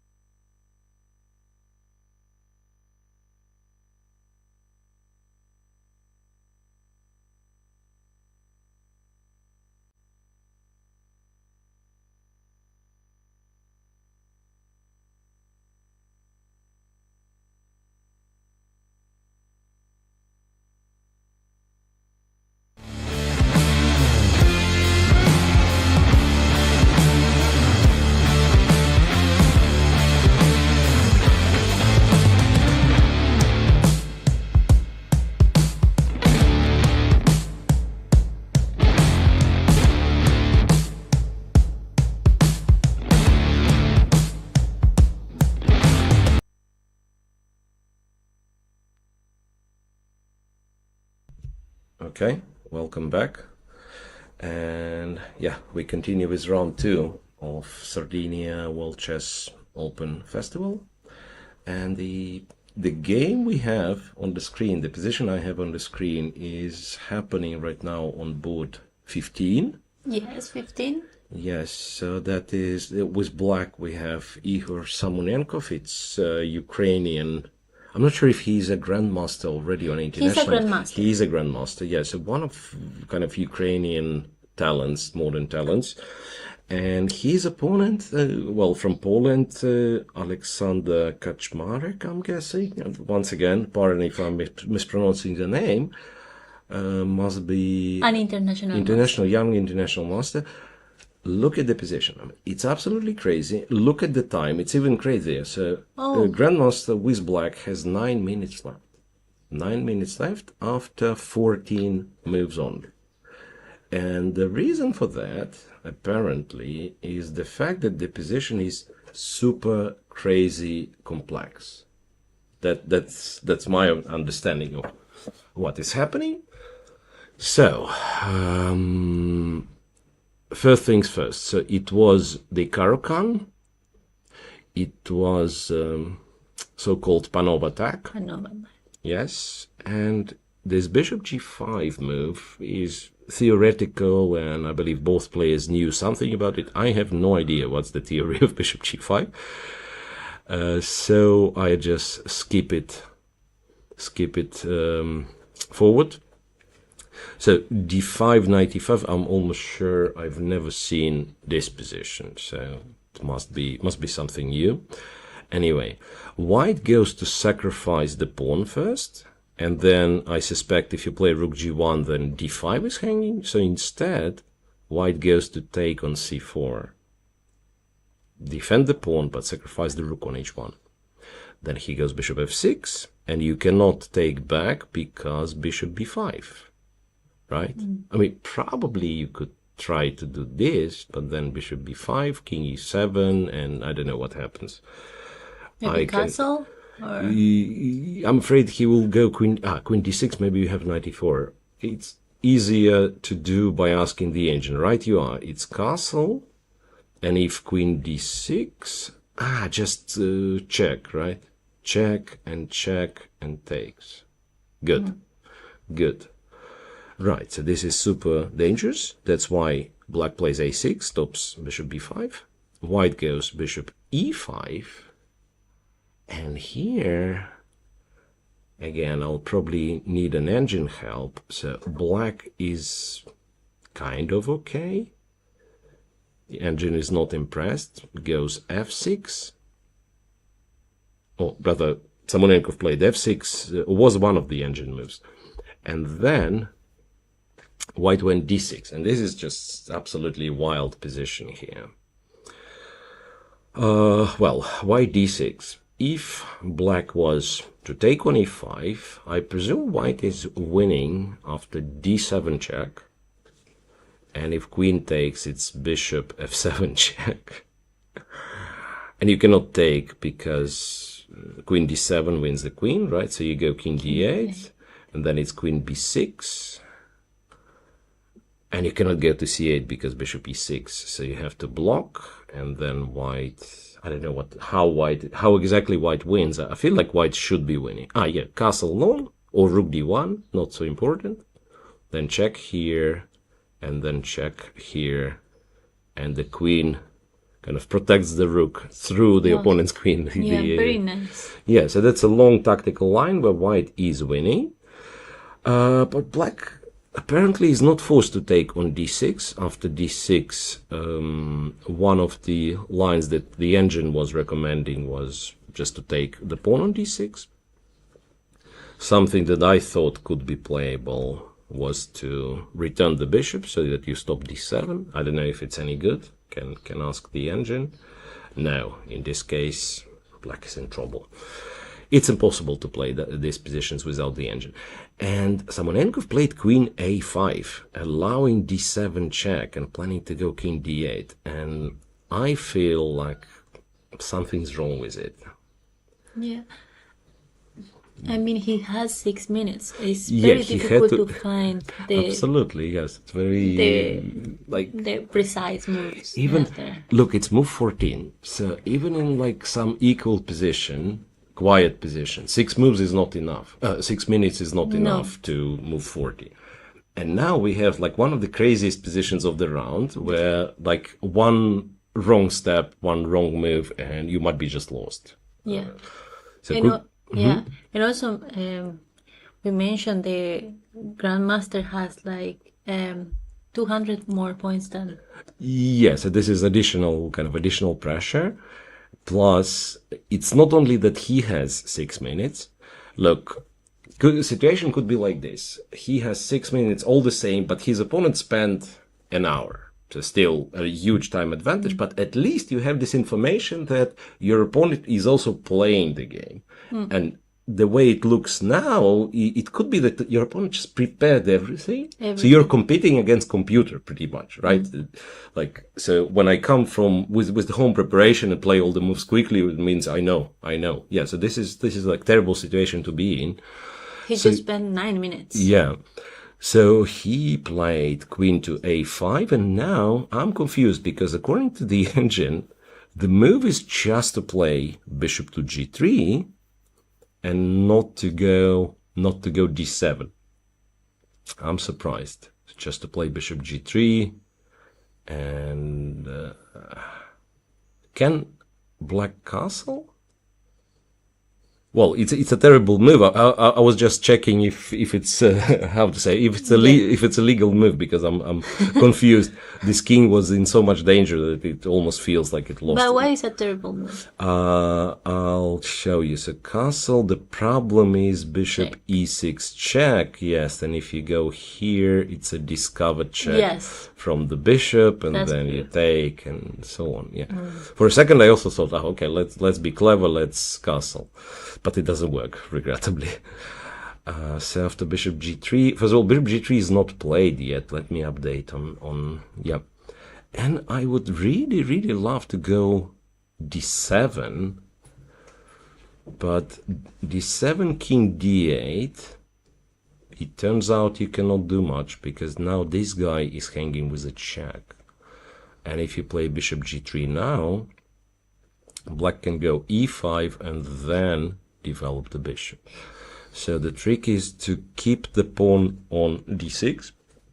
So if black goes e5 now, you go queen to g4, aiming here, stopping the castle long, and the computer has it as winning for white. So bishop d6, for instance, would lose to queen e6 check, and queen, I thought queen f7 check was good, and then rook d1, but computer says even better is to castle long first, and then you threaten checkmate in one, and you are winning, like this, and then this is not a bad move. Queen d7, checkmate in one. Okay, so that's one crazy position, and by the fact that white is thinking, it suggests that possibly he also does not know doesn't know this particular line. So it's a very, very, very exciting game, and we'll see what's going to happen. Yeah. Is that Polish, that language? Yep. Yeah. The language on his T-shirt. No, I'm not sure. I'm not sure. Sparta is okay. We just seen Fedosevich. Yeah. Okay. Yeah, well, you can read Alex, so that's like universal. So that's not like language specific thing. Right, and then since we checked this game, which is very exciting, I believe we should keep an eye on this one to see how it develops. I suggest just quickly to check the game very next to this one, where Board 14. Board 14, yes, where Vitaly Sivuk, again, Ukrainian player but representing Sweden now, has the white pieces against Nurlan Ibraev. Nurlan Ibraev is from Kazakhstan. He is a grandmaster, right? I mean, he lost quite a bit of rating, but he is a grandmaster. And I know Ibrahim for a very long time. I mean, it was one of the kind of good things about Sardinia that I've met him again after maybe not seeing him for 10 years. So, and again, quite a bit of an original position. So white made a long castle look like a short castle, king on b1, rook on c1. There is like very funny rook placements, one rook on g5 and black rook is on h4. Well, rook on h4 is explained that black just took a pawn on h4. The rook takes h4, wins the pawn. And then b7 is hanging. I have no idea what's going on. King in the center, but the center is... Yeah, king is in the center, but for now, it's quite safe, right? It's covered with the pawns, and probably there is nothing much better for white just to take the pawn back, but then black exchanges the queens, and he's absolutely okay. Rook a7, and then can even take this pawn. So solid. So this one is not as exciting. I mean, it looked fun with, rook on g5, rook on h4, but probably not, no big things gonna happen, yeah. No big things gonna happen. So what do we do? Do we go to, top boards? Do we check, maybe chat has some requests on your channel or... I don't think. Maybe we can check Jules Mussard. Yep. Let's quickly do. And by the way, very next to his game is the one that we've checked by Niklesh Huschenbett. Remember the sharp one. So we will check Mussard against Di Benedetto, Eduardo Di Benedetto, and then we'll kind of recheck the Huschenbett game.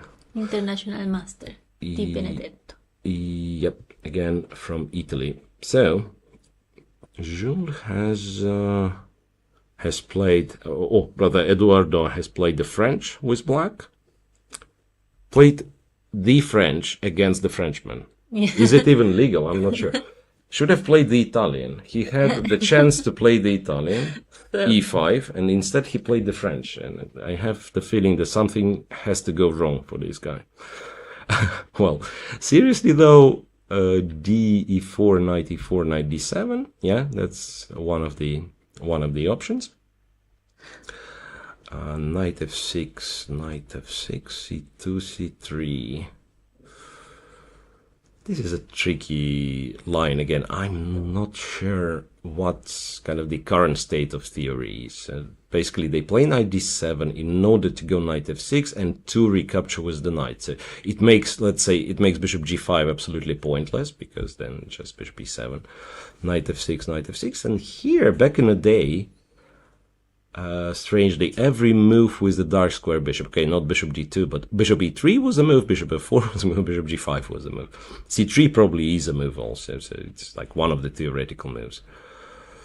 Anyway, it looks like the opening itself didn't matter much, just both sides like developing, looking for... Very easy. Yeah, bishop g5, castles long, and then black decided to take on f3. Takes f3, queen takes f3, queen d5, this way forcing the exchange of queens, because too many things hanging for white.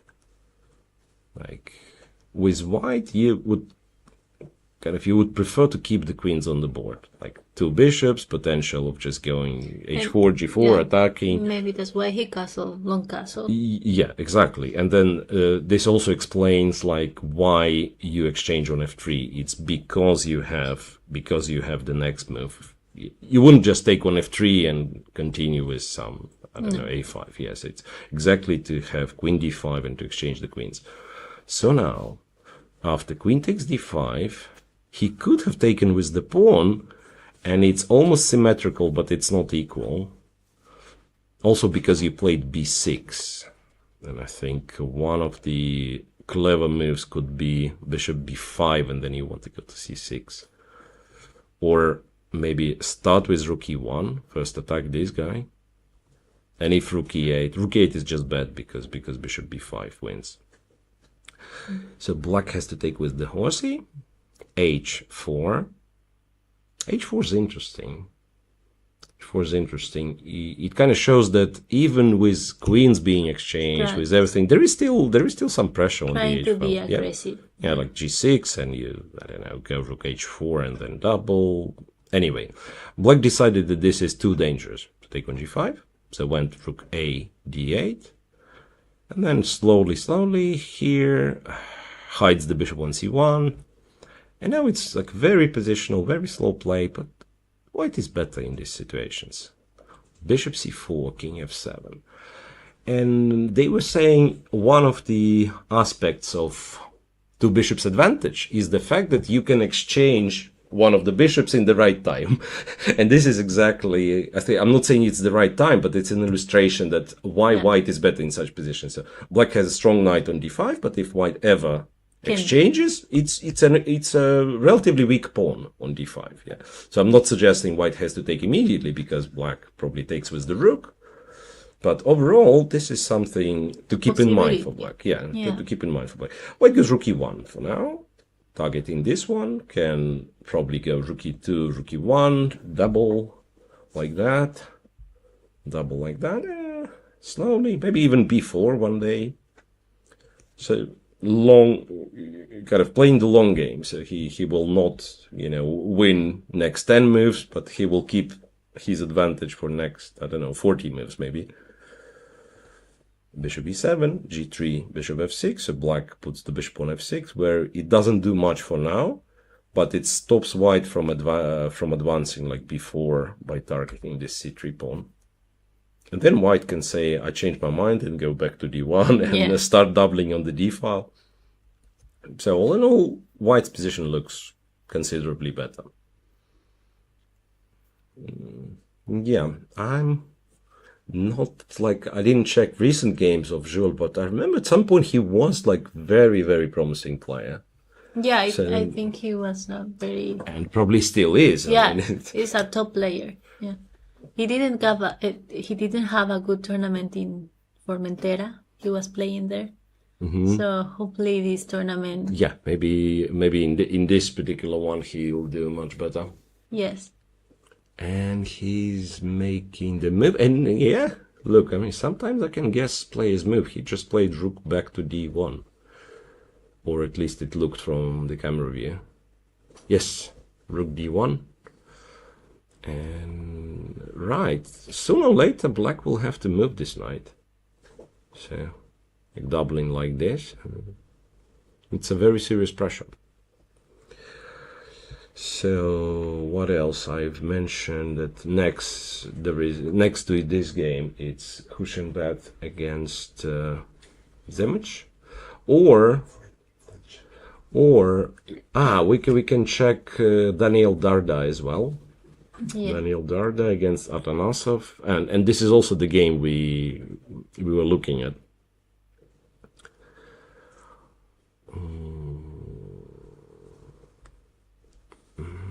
What was the last position? I think we've seen A5, Queen C7. And I said something about like D3, but instead white went with Knight D4, which is that's a nice move. That's a nice move. So the reason I was going to play D3 here to stop Bishop E4, but it turns out that Knight D4 also stops Bishop E4. Does it? Yes, it does, because white has Knight E6. Sacrifice, and then Bishop E4, Knight E4, and interestingly, Queen E6 here and here just wins for white. Yeah. So after this Knight D4 move, there is no Bishop E4, and that's why after castle, white gets a pair of bishops. Yeah.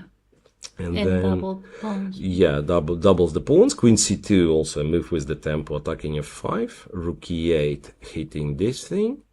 Bishop B2, funny move, says like you can take on E2, but then your pawns will be terribly looking. And it's not only that, I think queen c4 is also annoying, no? No, I've missed this move, queen e7. I thought queen c4 was double attack. Yeah. But, wait, queen c4 is a double attack, but also queen e7 protects both pieces. No, just takes, and takes on f5. That's what computer recommends, and white is much better. So there was no way for black to take on e2. He went knight e4.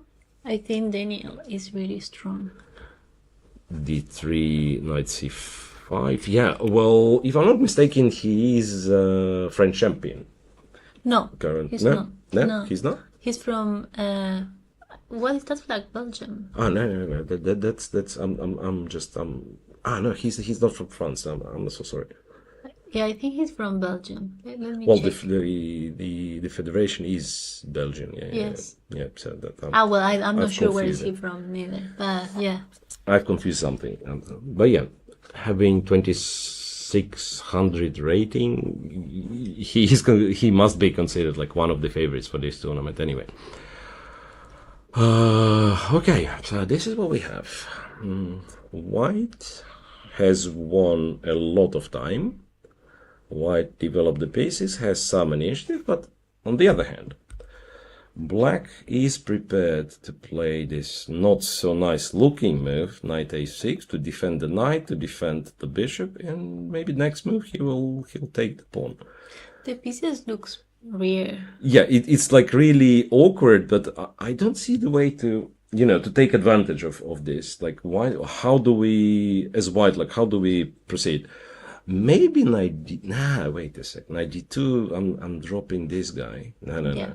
It would be nice to play knight d2, knight c4 or something, but. And I even thought I was clever. I thought, like, if you take and go knight b3, there is queen c3. And a checkmate threat and attacking the knight. So you see, I mean, I can be clever, but at the same time I can be stupid because I blunder in one move. And this rook e2, and black is just doing more than fine. So white needs the way to play knight d2, to develop this knight, to get it to c4. But wow, what? Bishop g7. He found bishop g7. He just played. Yes, king g7. And check. And check on b2.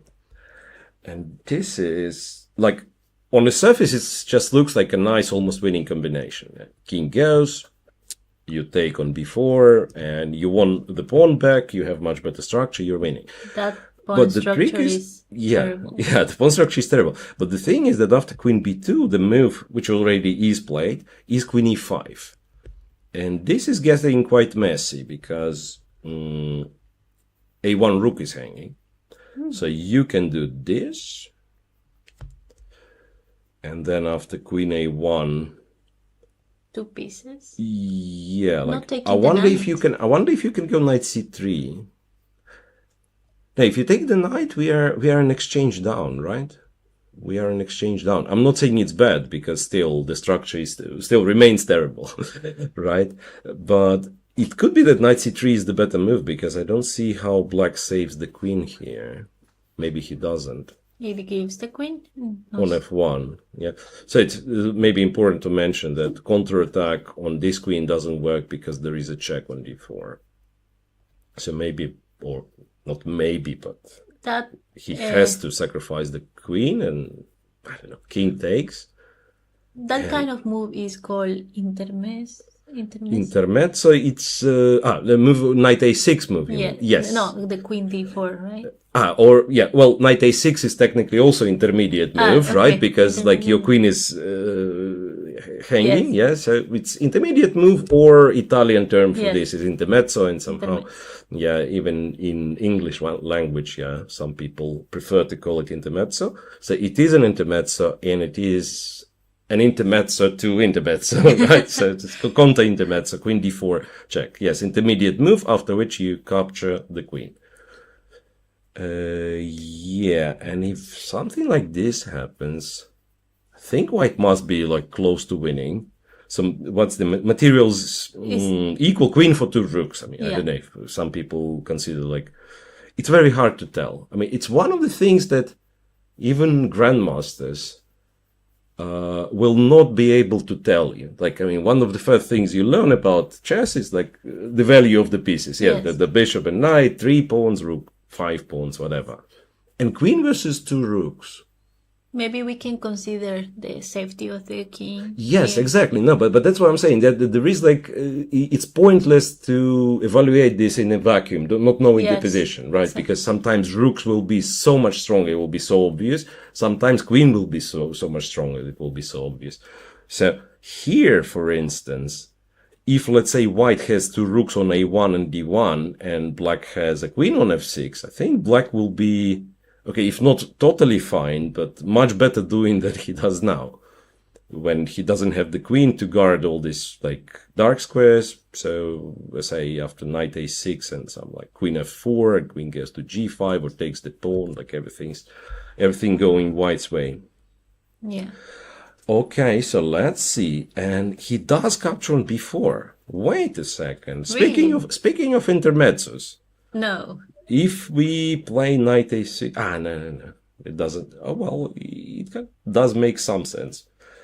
So knight a6, and the point is, yes, like now if you move the queen somewhere, this rook is getting captured. So I think queen a3 is the move to play, and then maybe he can take... And maybe exchanging the queens to... queen c3. Yes. Yeah, nice. So now the queen is pinned, it cannot take on e2, and if you exchange on c3, we play knight c3. Yeah, well, actually it's a very nice move, yes. It's a very nice move. So it could technically be that this one, it was, how to say, it's definitely more ambitious. Like queen a3, I'm sacrificing and maybe I have like some very strong attack. Or maybe I don't. After queen c3, I'm very happy to say that, okay, I'm definitely not worse. Yeah. I'm better in this position, so I can play. Yeah, so that's kind of very good for plan B and might very fast become my plan A. If there is nothing better than queen c3, then it is a very good move. Right. Queen c3, and let's say trade. Well, somehow black might be not as bad as he was with the queens, though, right? Because now it's, okay, the pawn is weak, but even the king can guard the pawn. So maybe it's not, black maybe is not doing all that bad, but still white has to be better. Rook b1, targeting this and going for d4. It's an exciting game, though. It's an exciting game, like a lot of tricks. Yeah. A lot of tricks, and only move 18, so also potential triumph trouble is on the way. Maybe we can watch a French battle between Jirel Joseph and Padadiamadis Elliot, both for France. But where is it? It's in board 24. Wow. If I'm not wrong, he's the French champion. Yeah. Junior. Oh, so that means he is very young. I'm searching for it. Still can't find it. Jirel Joseph with white pieces. 24. Board 24. This one. No, that something's wrong. No. I think I went too far. Yeah, I went too far, so I'll have to come back. Oh, it's a bit tricky.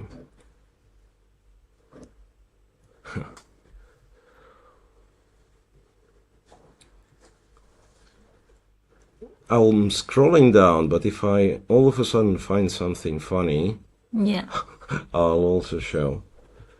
Okay.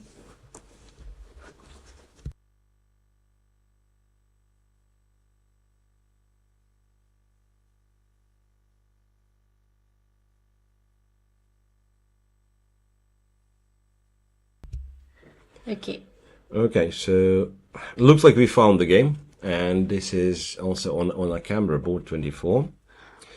Yeah. I know him. I saw him the black pieces. Mm-hmm. Yeah, in Reykjavik. Yeah, Reykjavik is still one of the nice open tournaments, right? So I think last time I played it only once, and it was like 2009.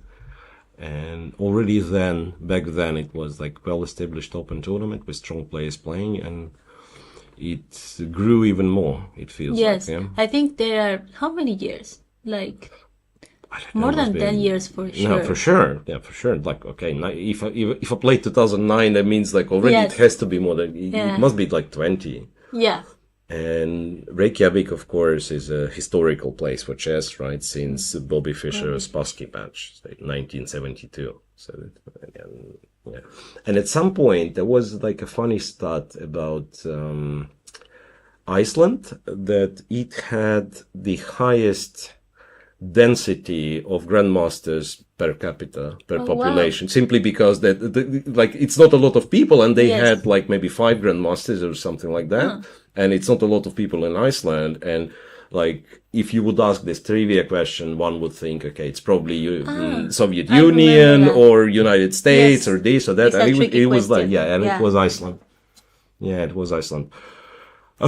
Okay, so if we spent quite some time looking for this game, and it was interesting at some point, like this particular one. So it's, maybe I have to go all the way back to mention that this is called the Alapin Sicilian, right? C3 was the idea to play D4. This is one of the kind of main lines here, bishop Yes. b3, and then d6 is like very, very long theory, starting with d6. d5 is another option, and then if white captures, it's very similar, of course, to d6. And c4 is like the move that I'm not sure what its current reputation is. It was considered a very interesting move back in the day. After bishop c2, last time I checked, people were playing queen c7, quickly attacking the pawn, and after queen e2, one of the ways to play was very aggressive, g5. So you want to go g4, and if white takes the g-pawn, you would take the e-pawn. Yeah.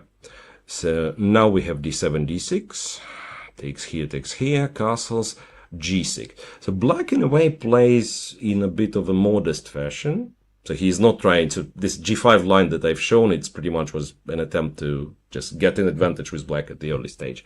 So in our game, black behaves himself, says, I don't care about advantage, I just want to develop my pieces, I want to play normal game.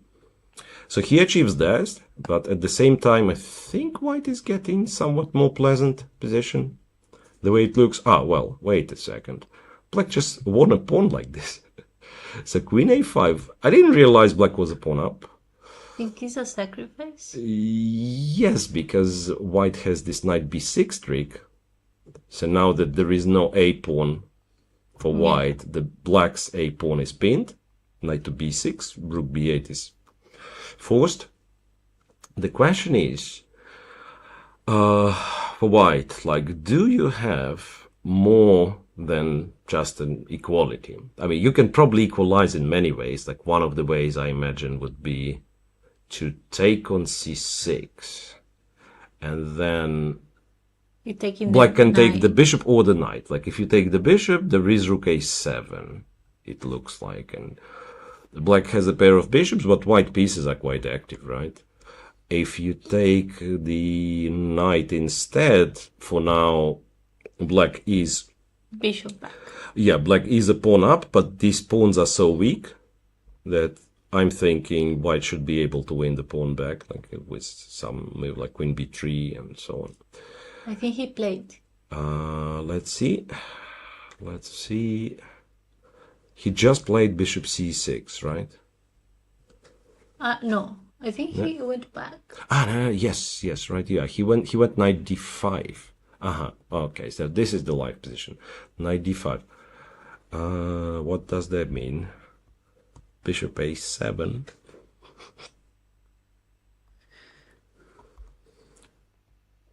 Can black play a6 is the question. Because otherwise it's very hard not to lose this pawn, right? White is threatening to take with the bishop or even with the rook. And then knight e7. But a move like a6 might be very interesting. And I will ask the robot. And the robot likes white position because after a6, there is... I was thinking there is some, some tactic. There is no tactic. It's just that white has like tremendous compensation, perhaps, after a move like rook e1. Yeah, so a lot of initiative for the pawn, and therefore, if we listen to computer suggestions, it advises to just go back to d7 and try to defend. That move is so weird. Yeah, this is not the move you like to play. Right, so there is that. Yeah, interesting game, but still like not fully developed, not fully clarified what's the position. For now, looks like a very good compensation for the exchange. And I suggest we go back to the top boards because a lot of exciting stuff happens there. Okay. So even starting from board 1, Fedoseev, remember we were looking at it after bishop f2. So Fedoseev came up with a different approach that I was mentioning. I said like rook c8. Instead, he went for an immediate d4, which is... And the pawn was not taken. So I suspect taking this guy was not good, but I don't see why. Still some tactical stuff, like both of those pieces will be hanging, and computer says after rook f to d8, white has like problems. White has problems because knight e4 is the threat, probably knight e5 is the threat. Anyway, so computer agrees on white not capturing this one, so white went knight d1 instead. And then f6, a very energetic play. Like, if you remember, we were discussing, like, white's position is good if he's in time to kind of build everything. So black does a very clever thing, just dynamically not letting white play comfortably. Bishop f3, and again, strike in the center, e5. Kind of perfect timing. White knight is on d1. So you open the position where your opponent pieces are not ideally placed. F takes, knight takes b7, queen b7, and I think more moves were played. Yes, queen to d4 and knight to c4. So white is a pawn up, but black has very serious initiative, some jumps, the knight's still on d1. Before looking at computer evaluation, I'm guessing that it should be somewhat in, okay, I don't know, I mean, how precise I will be. I think it will be in black's favor. No. Computer is laughing at my attempts to judge this position. What? It's 0-30, so it's not that terrible, but still it's in white's favor. And also the move is funny. Like computer suggests to go a4, like with knight on d1. This is not something easily played. But yeah, good fight by Benjamin. He's not going down against Fedoseev that easily. We'll see. We'll see. Right. Yeah, a4. So what computer wants to do, to go a4 to be able to take, and then the rook from a1 plays, right? After you go a4 and takes b5. And he keeps the knight on d1 for now.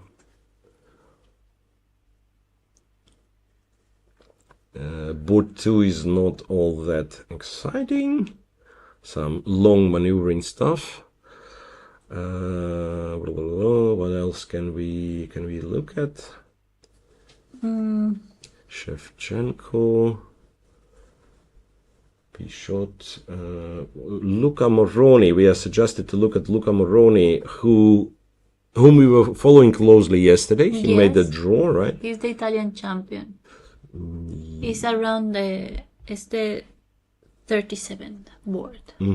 So, yeah, I've seen his game already, so I just need to find it again. Maybe in the search? Yeah, right, you are.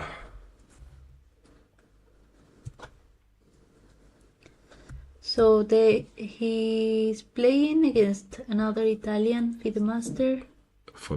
Giuseppe Fabiano, right? Yeah, well, this time Luca is a huge ELO favorite, right? He's rated 2580, his opponent is 2047, so that's... However, if you look at the position, it's not necessarily clear that, you know, white player is a grandmaster and a player with black is like 500 points less. Yes. Something I can tell you for sure that nowadays the difference between sort of players rated 25 and players rated just about 2000, it's much less. It's much less because, you know, the spread of information, so many like videos, video courses and online trainings and so on. Yep, the blitz games too. Yeah, you can always practice playing blitz. So back in the day, it was like you would have chess professionals, and these were the nerds, the guys who would, like, I don't know, collect all the information, all the data, sit with their chess informants. And the amateurs, they would not have access to this, right? Because, well, you play maybe 2 tournaments a year, and why would you keep this library of chess books? Yeah. And now with online, with like everything available digitally, it's very nice because even if you play only 2 tournaments a year in summer, if you have the ability to prepare to spend a couple of days, why not? Yes. And that kind of levels the field quite a bit. Yeah. And also the opponent is 60 years old, I think. Wow. 1964. Ah, well, that makes it even more interesting, right? Because Luca is really young. Right. No, but I think we already said it in this, like yesterday on this tournament, and it's always like at some point on every broadcast we tend to speak about like young players usually underrated. Young players usually underrated. But if you see somebody who's like in his 60s and he's playing in the open tournament, so once again, you do not know what to expect from the person, because back in the day, maybe he was a talent and instead of playing chess, he chose like some career and he worked, and now he's enjoying himself and maybe he spends time like preparing. It's just that he's not playing often enough to get the rating, and his real rating might be, I don't know, 2300, for instance, which is already reasonable. Exactly. Right? On the other hand, that maybe is already old, doesn't study more chess. So you don't know. Yeah, you don't know what to expect because, obvious thought would be that, you are getting older, you are getting less motivated and so on. But I've seen a lot of people, and like German amateurs come to mind, that people actually work on chess, and sometimes more than I do, to my shame, right? So, anyway, all of that was set to kind of show that, well, he's doing more than okay with the black pieces. Giuseppe, for now. So it was some, I don't know what it was, like English, I don't even know how to call it. Yeah, well, it started as English opening, but then the position like this is, I don't know, black plays some King's Indian setup, right? And white didn't go e4, and black went e4. And we go on and on and on. And then black, in fact, puts some like annoying pressure here. And how he's playing with the bishop in h6, G7. Yeah, h6 back to g7. Okay, so this is an interesting moment. So he was not forced, black was not forced to take on d4, but he decided to. So he could say, play knight f6, the move he played, very next move, he could play it keeping the pawns like this. So he decided to take and go knight f6, making the structure asymmetrical. Well, and Luca just played the move, which is bishop a3, hitting the d6 pawn. Big question is, will black be on time to put pressure here? Because black has a lot of pieces on the king side on one hand, right? But somehow they are not very useful. Not that I can see how to use it.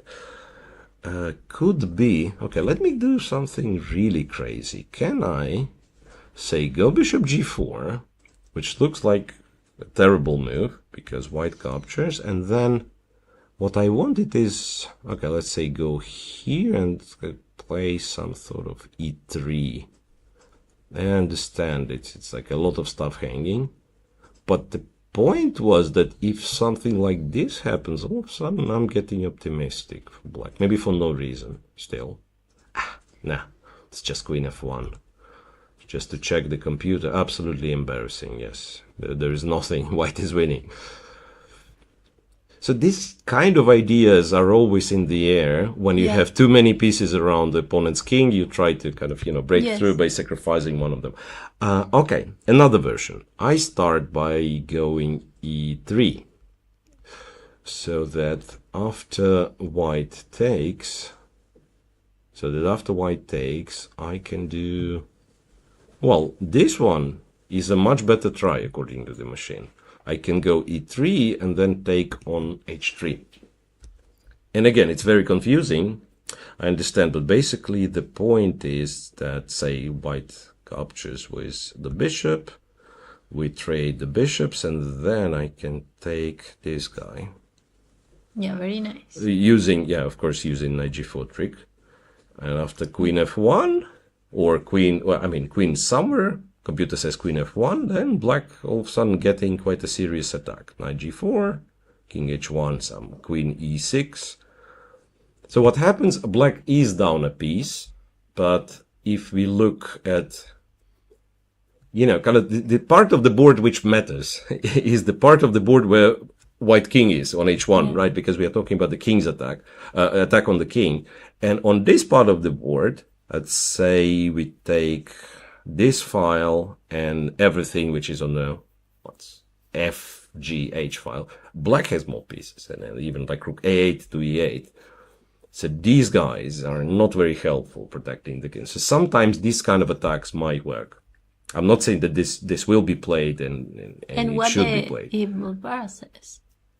The evaluation of this particular combination is equal, which doesn't give us any information. No. It could be that computer sees some perpetual check, which it actually does. I am following the line. The line, again, I take no responsibility if this line is any good, but this is the line that computer provides, is rook d1, bishop h6 again, knight to d5, queen to e4, queen to g2, rook to e1, trades, and it is a perpetual after knight g1, like this, knight f2 and back to g4, f2 and back to g4. But that would be a great result for Giuseppe. Yeah, absolutely. The result of his life. It probably won't happen because Luca will look for some way to avoid this, even if it will make it will mean taking some risk. Anyway, that's an exciting game, and that's absolutely cool that we got to look at it. All right, and I'm still kind of curious about the result. Oh, well, he just played the move. Yeah, and also it's depending of the personality of the player, because if he's an aggressive person, he might consider that e3. Yes, well, the move he played is brilliant, in fact. Really? Knight f3, the engine has as the best move, and says black is... Yeah, so it's much better than my silly try. So bishop f3, ef3. Yeah, why to sacrifice something if this way you are getting an attack, as it turns out, with material being equal, and then just take on c4. And according to the machine, it's much better for black. Yeah, and what I like of this position is the light squares bishop Absolutely. is gone. Yeah, so now, like, there is potential if we ever get to the light squares, right? And we can see some, like in the not so distant future, something like this happens. We get to h1 and it's a checkmate. Yep. All right. So it could be that we'll see quite a big upset here. Again, the first round was an upset for Luca. fighting for Yeah, so but long. then again, he was playing with the black pieces, and it was a draw. Like now losing with white, if it actually happens, like losing with white against someone rated 500 points lower, it can really mess up with your confidence first and foremost. So there is nothing wrong, let's say, result-wise. No. He loses, yes, not great, but still, it's an open tournament. You have time to recover, right? You can I don't know, win 4 games in a row. Yes, and these things happen. These things happen to pretty much everybody, but like it can mess up with your confidence. You think, oh, okay, I cannot win against someone who is much lower rated. How can I play chess? And this is like very often the thoughts that you have, specifically during live tournaments. I think this is the specifics that let's say some of our viewers, like new generation of people who joined as chess fans, starting from Queen's Gambit, Yes. from, streams and so on, that over the board tournaments, you turn to, I don't know, perhaps it's individual, but still, you tend to take it more emotionally, more personal. Like online, you always have the excuse, oh, okay, it's just a glitch, and I'll play another game and so on and so on. And here, with this pace of 1 game a day, lose a game, and then till next game, depending on how reflexive of a person you are, you're kind of talking to yourself not very nicely, like, what did I do? And then, And that's why many players withdraw the tournaments. Sometimes, like it goes bad and they say, I quit, yeah? Yes, yes. Like, I'm not having a good tournament. It's better I go home. It's better to play upset or something. If you are not feeling very good, it's understandable. Yeah, that's understandable, but again, maybe now it changed. I always thought that like it's kind of your obligation as the player, if you join the tournament and so on, to kind of try to finish it, if not for the health condition. Of course, if you don't feel well, then you don't play till the end, but usually like withdrawing, but yeah, maybe it makes sense. Yeah, in Reykjavik, I saw like some players, they were not playing the morning rounds. They were just having holidays there. And yeah. Right. By the way, that savage announcement that we will have one morning round here as well. We will have. Will be the toughest day for the commentators for sure, and for the players. It's very hard to prepare games in the same day. I don't know if they are preparing at all. I mean, you have to play 2 games, which is already like 8 hours. Yes. Well, maybe not 8, maybe one game will be shorter, but it's already a lot of chess. And if you want to prepare, my gosh. And also you have to rest. You have to eat well. You have to rest. Everything. And so the trickiest is like if you have a morning round and you have very long game in the morning round, like how do you play the second game? And especially like if you didn't win, but some stupid result happened, like, how do you play the second game at all? Like I personally need at least like a few hours to come to terms with like, okay, I don't like the result. I was playing like an idiot. And then sometimes you would have to play the second game in 1 hour maybe, or even less. Yeah. So this will be very hard for the players. Also, that's why there are many surprises, I think, because in the double round, yes, someone is over emotional, tired, someone's tired, exactly. Maybe the early round affected the. Yeah, some people just cannot play in the morning. Like 9 a.m., guys, 9 a.m. Chess players are not known for waking up too early. Yeah. Usually quite the opposite. All right. So this is it. So Luca is thinking. Yeah. I guess we can conclude. No, wait. He did play a move. He actually played Queen to F1. And here, again, there are different moves. Computer insists that after bishop to h6, black is almost winning. And the reason for that, if I got it right, that after bishop d6, you can take on f4. No. Interesting. No. I was thinking bishop f4, but computer, for whatever reason, takes on h3. And you cannot take with the knight because the rook is hanging. And if you take with the queen, It's knight g4, king goes, and rook e1. Yes, okay, this works. Very Well, nice. big trouble. Big trouble for Luca. So we will definitely keep an eye on this game. And if black finds bishop h6, I will find that.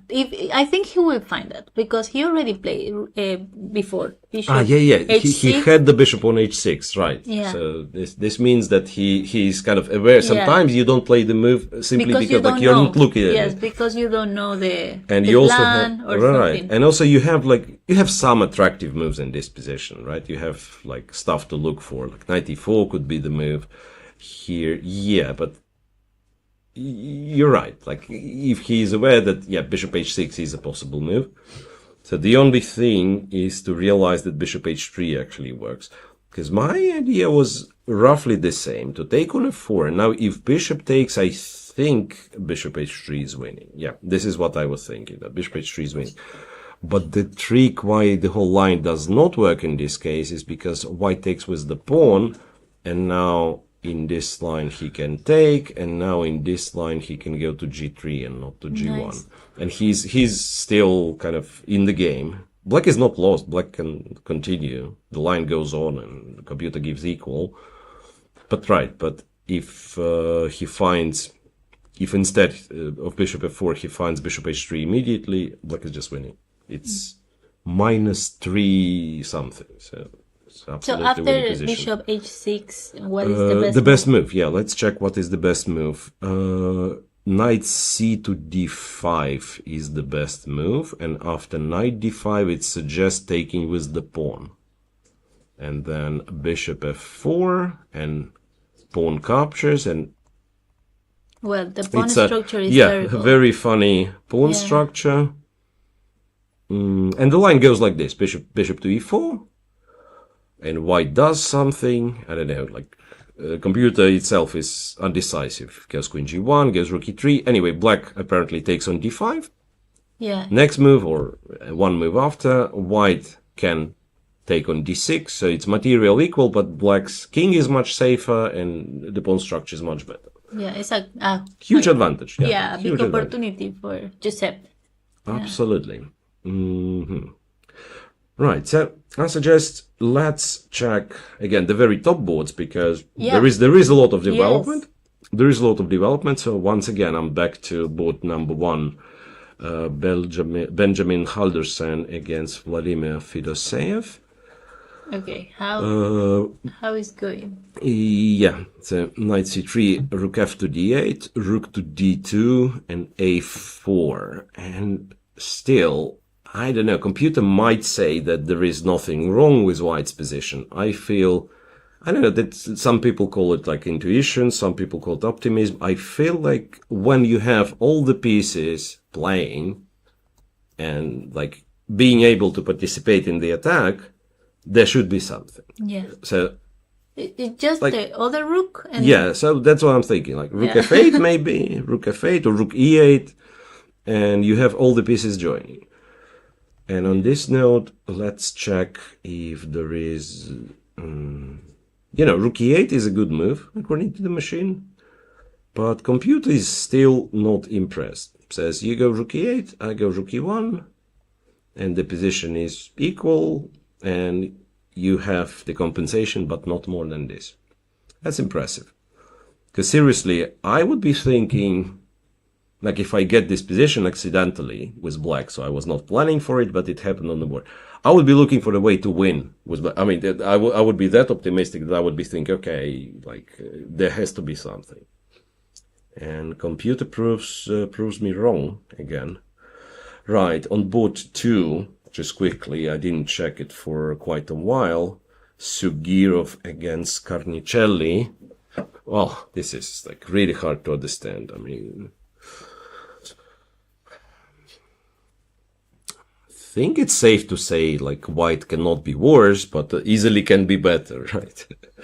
Yeah. But other than that, like to say like who has, or rather has white like a really big advantage, or close position. Everything is so closed, Yeah.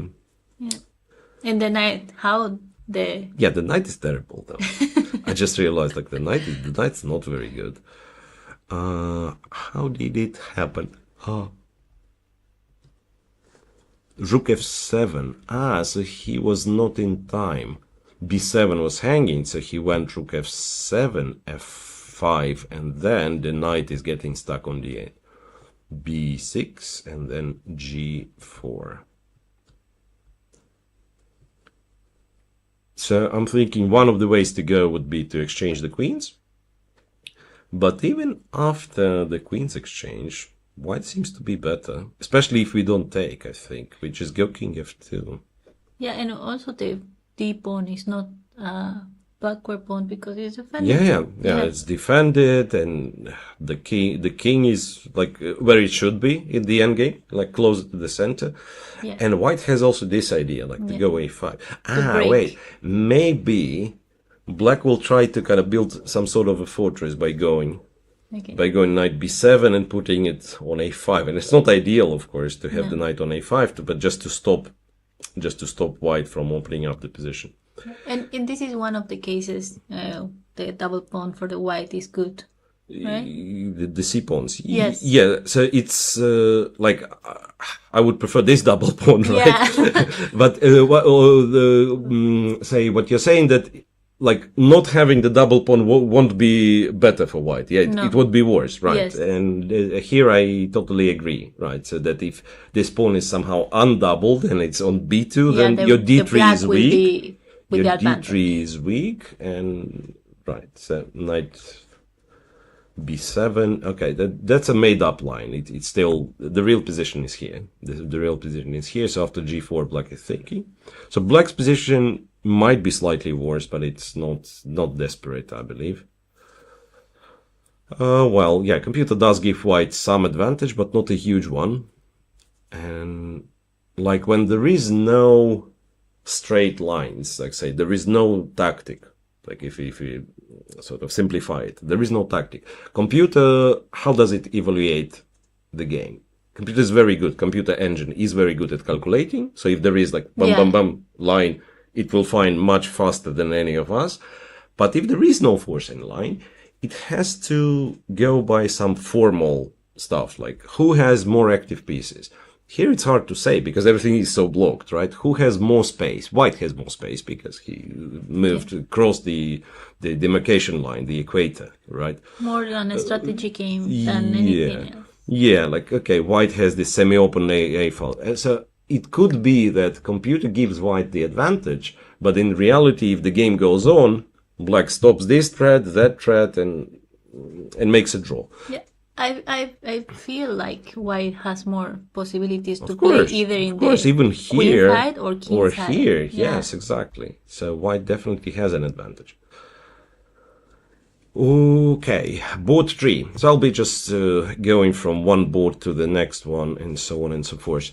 Board 3, Yankevich against Shevchenko. Here, well, the position is unrecognizable. Last time we've seen it was this. Everything blocked, and after knight c3... Simplify it of all the pieces. Yeah, after knight c3, indeed f5 was played. So this is something we were discussing, how good / bad this one is. And the position live is this one. So a lot of stuff happened in the center. And I would be worried with black, to be honest. I would be worried with black because black is in trouble if we play the long game. And long game, I mean, like, we exchange the bishops, we exchange the rooks, and so on and so on. Like, positionally, despite the fact that black has a passed pawn on d5, it's white who is better. That's what I'm feeling. So let's, like, do something really primitive with black. So we take here, just to illustrate how dangerous it can be. Take here, like, you know, I want to exchange. Like, I'm scared, I just want to exchange everything. So positions like this, knight gets back to d4, and then white gets the king closer. Well, maybe already threatens to take on c4, I don't know. But what I'm saying, like, get the king closer, and then white's 3 pawns on the king side against black's 2 white starts moving. And black's extra pawn, which is like proud, protected fast pawn, is safely blocked and it's not going anywhere. So for the kind of a longer game plan, it's white who might be better. So black has to be inventive with some tactical tricks. He might have tactical tricks. I don't know. There is like a strange looking knight d2 move using the pin. Maybe it works, maybe it doesn't. I would not know. Very confusing. Then I move into board 4, where Pichot is a pawn down in a rook and knight endgame, somewhat similar to what Van Forest had yesterday, but of course with much better chances of surviving, or even, who knows, maybe even like winning. Yeah, because now the pawn is in A instead of... Yeah, so there is no connected pass pawns, exactly. And there are some weaknesses here as well. So knight F, I'm not even sure. Like rook d1 returns the pawn immediately. Knight e2, rook c2. Again, black wins the pawn, so I'm guessing knight f5. Then even this, or rook f4. Rook f4. Maybe black just wins the pawn by force. So this is not... Yeah, he's not nearly as scary. Yeah, he's probably not worse at all. It's probably not worse at all. It's quite simplified. Lagarde, back to Lagarde against Favaloro Andrea. It's a board 5. Well, also a lot of stuff happened. I cannot... We were looking at this one, I'm sure, and I cannot recall what the opening was. Because it was the Spanish. This one. Yes, remember the Spanish and it, super complex. Anyway, so this is its current shape. And I'm not sure how to judge this one. I like a little bit more white. I don't know. Like but wait, the B pawn is a little bit scary. It kind of really depends. I want to say, okay, there is one move which I'm really curious about if it works or not, and the move is c4. And I understand it looks ridiculous, but kind of the whole point is,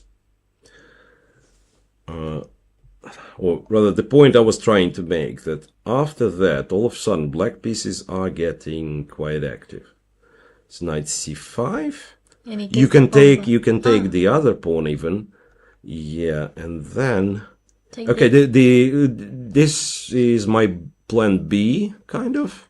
And I should probably not lose, because this is like... I'm pawn down with black, but this is a very solid blockade. But if I'm getting ambitious, I might actually go queen a6. So hitting the bishop, and when the bishop moves, to get here... But the queen... wow. No, not here, but a2, I mean.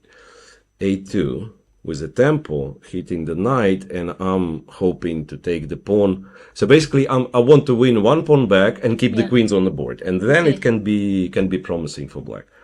But this, again, this is a made-up line, because white probably has a much safer way of making a draw, like just taking on d7. I don't think he has enough time, neither. What movies? They will reach there. No, 33. Move 33 is fine. Yeah. So 12 he's moves looking for 5 or 6 moves. Yeah. Minutes, sorry. Yeah, but why I'm suggesting such radical measures as c4 is because if I just play a random move, like say knight b6, and white, I don't know where it's going, but I don't think bishop c6, maybe bishop b5 to stop c4, right? And then knight e3. I'm afraid I might be the one left with the stupid bishop on f8, and like white will be just slightly more pleasant. So one of the reasons why I was looking at moves like c4. On board 4 we are once again... some moves from Pichot. And knight... Wait a second. And c4 played on board 5. Oh, wow. Crazy move. I don't know. Maybe it's a good move also. Yeah. So in Pichot's game, knight b3, knight d5. So not a lot of stuff happening. why knight d5 and not rook b4? Because white would have knight c5, and then again will not lose this pawn. But I kind of like the way black plays this position. He's looking for knight to f4. Both white pieces are not very, like, you're not very happy having the rook on a1, right? No. The knight on b3 is not doing much. If you move it, knight f4, this is hanging and this is hanging. Rook d4 would be a nice way of stopping, but then knight e2 wins the rook. Yeah, so something... Nice part. Yeah, well, I feel like white should not be worse, of course, in this position. White's pawn up, after all. But this is one of those things when, if you're not readjusting and you're saying, okay, probably I don't have an advantage and it's time to kind of simplify and go for a draw, it's very easy to misplay and to lose with white, even though probably you're not even the defending side. Okay, just to confirm, yeah, like the engine says it's about equal, and in fact it's equalish, it's still somewhat in black's favor, so white is the side to be careful. But now I'm super excited about this c4 break. What does that mean? What does that mean? So it probably works somehow. It's just the question what Lagarde's gonna come up with. I don't know. Yeah, now I'm tempted to check. Maybe it's just a nonsense move that I somehow telegraphed to unlucky Italian player, and then... But that's aggressive. C4. Interestingly, it is the best move, according to the machine, believe it or not. C4, and then bishop d7, I said, was one of the things. Bishop d7 is bad, interestingly. I thought bishop d7 was possible, but it turns out why the bishop is stronger than the knight. A principle of one diagonal, so I stop both white pawns and I also protect my own pawn, right? So it's a very useful bishop on f8 all of a sudden, and this looks promising. If the knight moves, yeah, like knight moves, and yeah, queen a3 maybe. Computer even does something really strange, like it says h5. I don't know what it is. Like queen a3, then it takes here, knight g4. This is what's happening, and then it's not that white is winning, but he's threatening perpetual check, like knight f6, king h8, and back to g4. And this is why, yeah, right you are. It goes h5 not to waste the time, but it stops knight g4. And it shows that, you know what, white doesn't really have a lot of play. And then if queen e5 happens, then you just push the pawn, and this pawn is extremely dangerous. Yeah, impressive. So that's a very clever move. c4.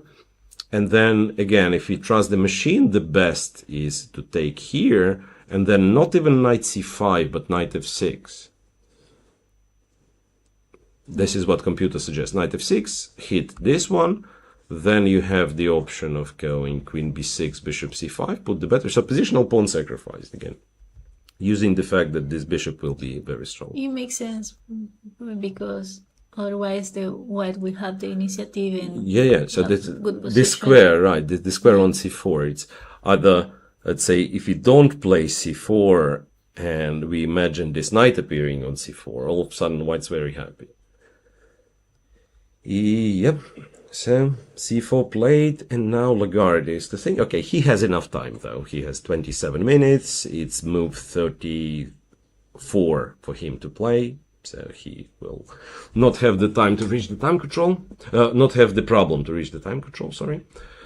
And we will leave him with his problems. We'll move to Darda, Daniel Darda and Anthony Atanasov. It's board 7. Also an exciting game, if you remember, with this capture on g7, right? And we concluded that white has to be better somehow. Queen c3, your move played. Yes, rook d8.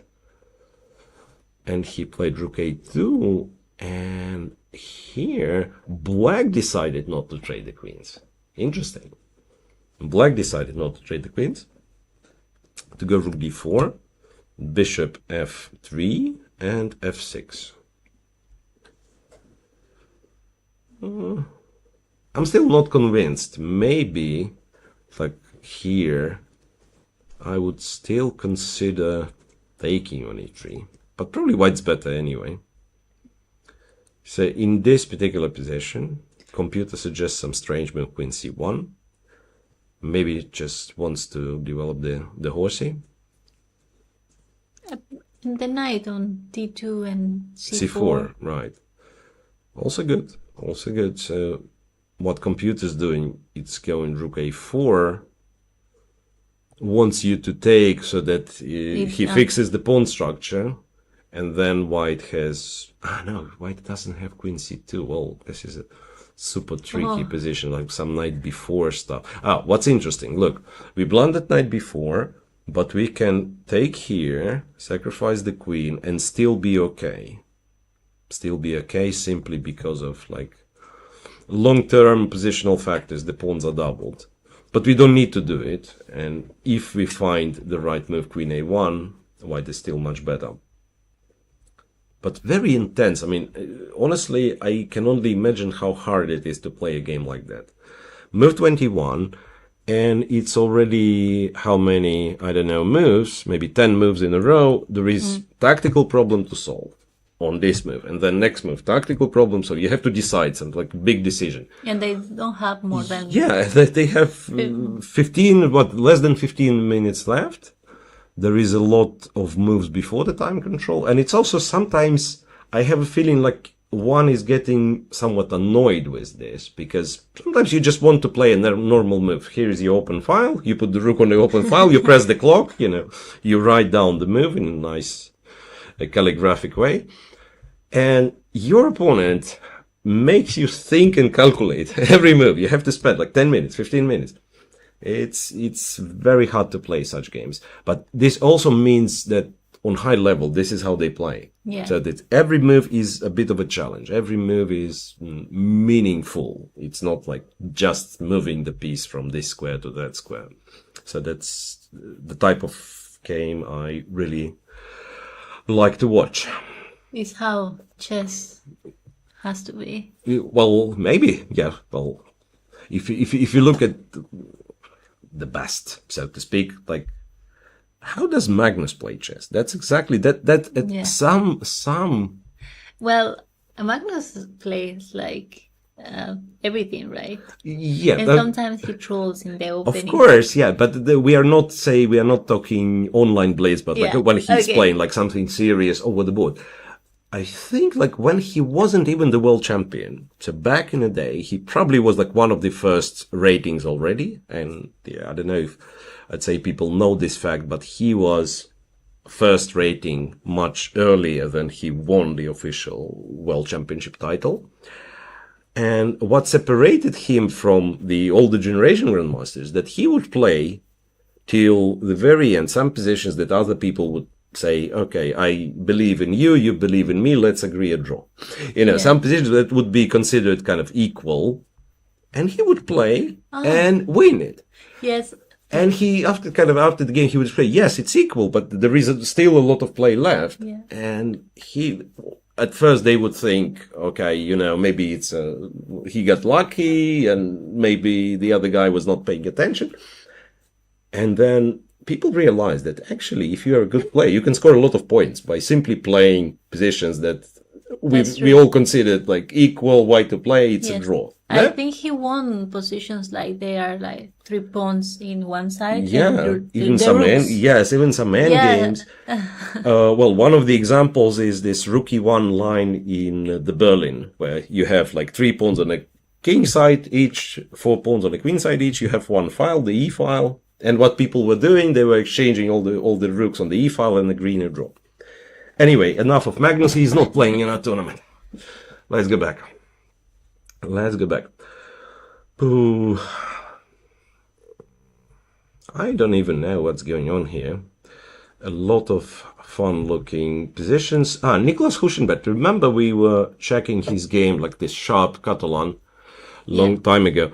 Well, honestly, I was surprised with computer evaluation back then. And I thought, okay, computer likes it for white, but white's gonna blunder something. That I have to confess, this is what I was thinking. And white didn't blunder anything, and if anything, I think white has got the game under control. It's not that white is better, black still has enough compensation. The knight on e6 is very, very solid, of course, it guards g7. But also white has little to worry about. So white has little to worry about. If white is not trying to get ambitious, but simply keeps the position, he should have no problem holding a draw. His last move, king h1. I don't know, like, this doesn't feel right, to be honest. No. to go under this x-ray of the queen. He probably wants to, oh well, queen c6 was just played. Probably wants to double, I think. That would be my guess, that he wants to double. But even then, there is no real threat. The king is like... Black king is super safe, right? White's safe as well, yeah, but like being on this diagonal is not very pleasant. And also one has to pay attention to this guy. Queen c6 actually attacks a pawn, I just realized. Yeah, king h1 is maybe another plan. Yeah, but now that I'm looking at the engine, king h1 is not the top move, but at the same time, the evaluation is pretty much the same. So, computer gives this position as equal, and after you play king h1, it gets happy for black for a little while, and then it gives equal again. And in this position, queen takes h6. Yeah, but it's not a threat of a checkmate, right? So we can take on f3. And after rook g1. Queen takes g2. Yes. Wow. No. Almost. Yeah. That was kind of a brilliant attempt. Let's show why we wanted to take on g2. So now, if the king takes, the pawn is no longer pinned, we take on h6. If the rook takes, the big plan was to go check here. Yes. But the rook is on c8. Look, I mean, if we're playing over the board blitz, I can cheat like this. I can take this rook and go rook d1. Anyway, rook c1, rook g1, we exchange the rook, we take the queen. And the only little problem with this line that this queen can capture back on c1. I have another line.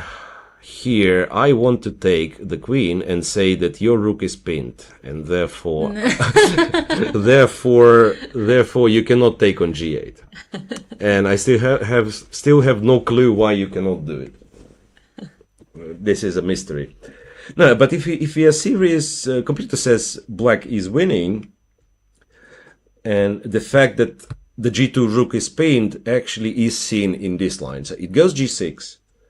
And like if black queen being elsewhere, then rook g6 would probably win. Yeah. Yeah, but the rook is pinned, and then knight f4 is a threat, and there is no rook c2, everything. There is no way to unpin the rook. So the best line, according to the machine, is to return after knight f4 to go queen f2, and then black trades and still wins this exchange with a funny fork from h3.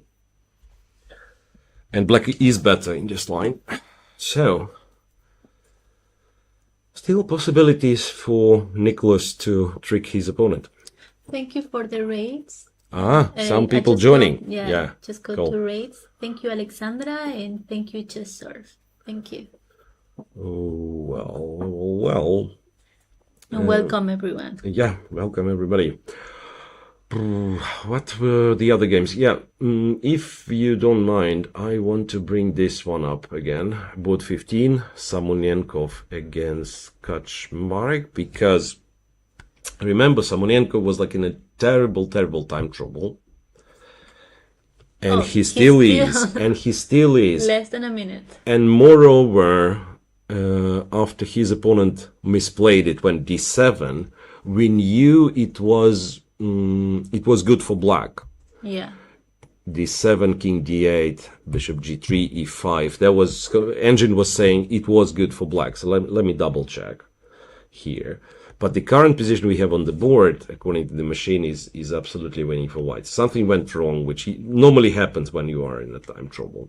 Is the evil bar working in the live world? No, I don't think so. I don't think so. Now it does. If you check it, now it does, yeah. Now we can see. So b5, bishop b7. Anyway, all this happened, and I'm trying to realize like where exactly black went wrong. I'm maybe not playing h5 because computer was saying something about like h5 being a move. Whatever. It's like it's nice and all to look with the computer at these moves, but like imagine playing on seconds, and then on every move you have to solve some tactical problem.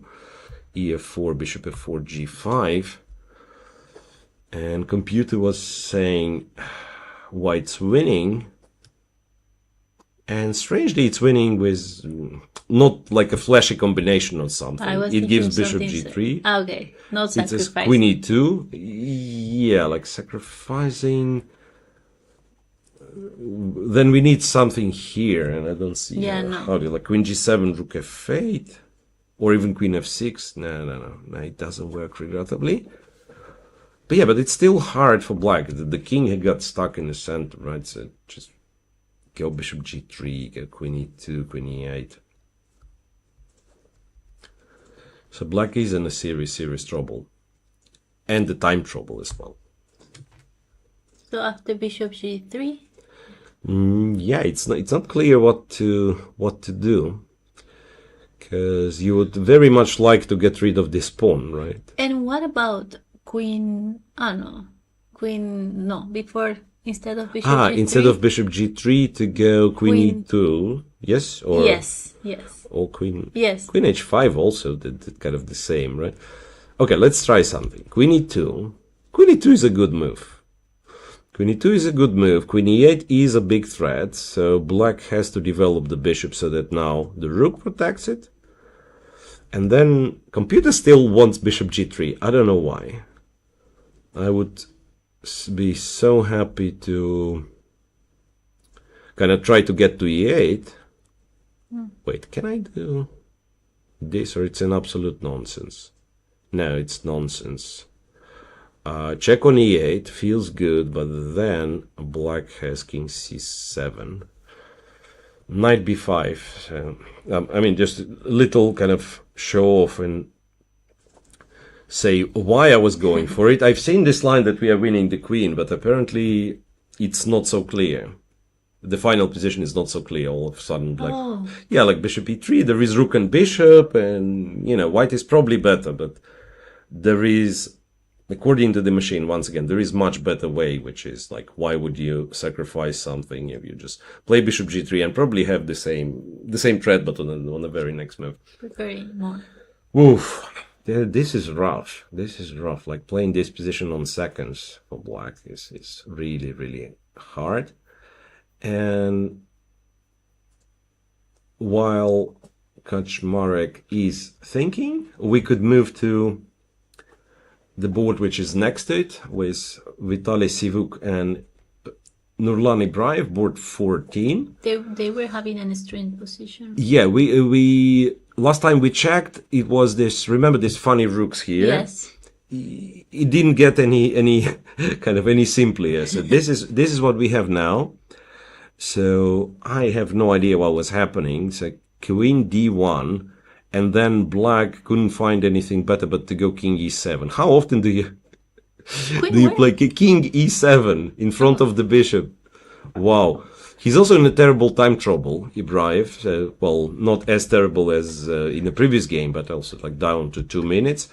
And probably was scared of this pin. So this is how I can try to explain king e7. Yeah, and also he doesn't have castle, so maybe that's why he... yeah, okay. I mean, he yes, of course, cannot castle, but like my instinct would be like, I want to run somewhere, I just cannot, right? Yeah. King e7. So I would suspect white is winning objectively, but has to find kind of the right way of concluding the game. Like too many things are in white's favor. c5? Why I think c5 is a good move, I have no clue. I just think that c5 could be a good move to throw in. Yeah. Maybe not.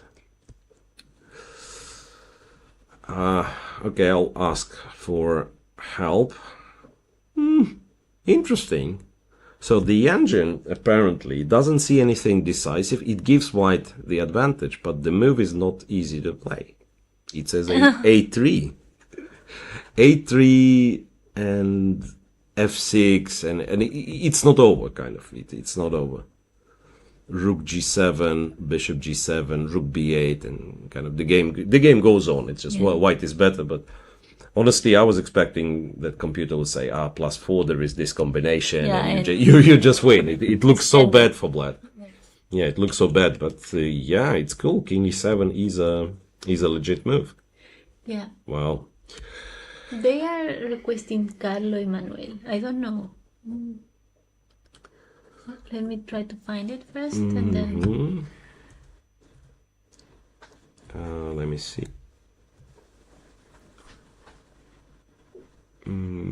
Well, to inform you, Alexandra Botes has won her game. Oh, really?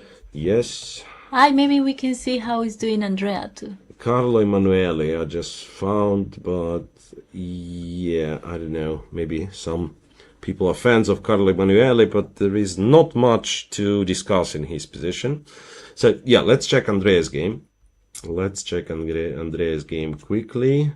They are equal around, right? Let me see. So Alexandra has won. Andrea, this is the position. I have no clue what's going on.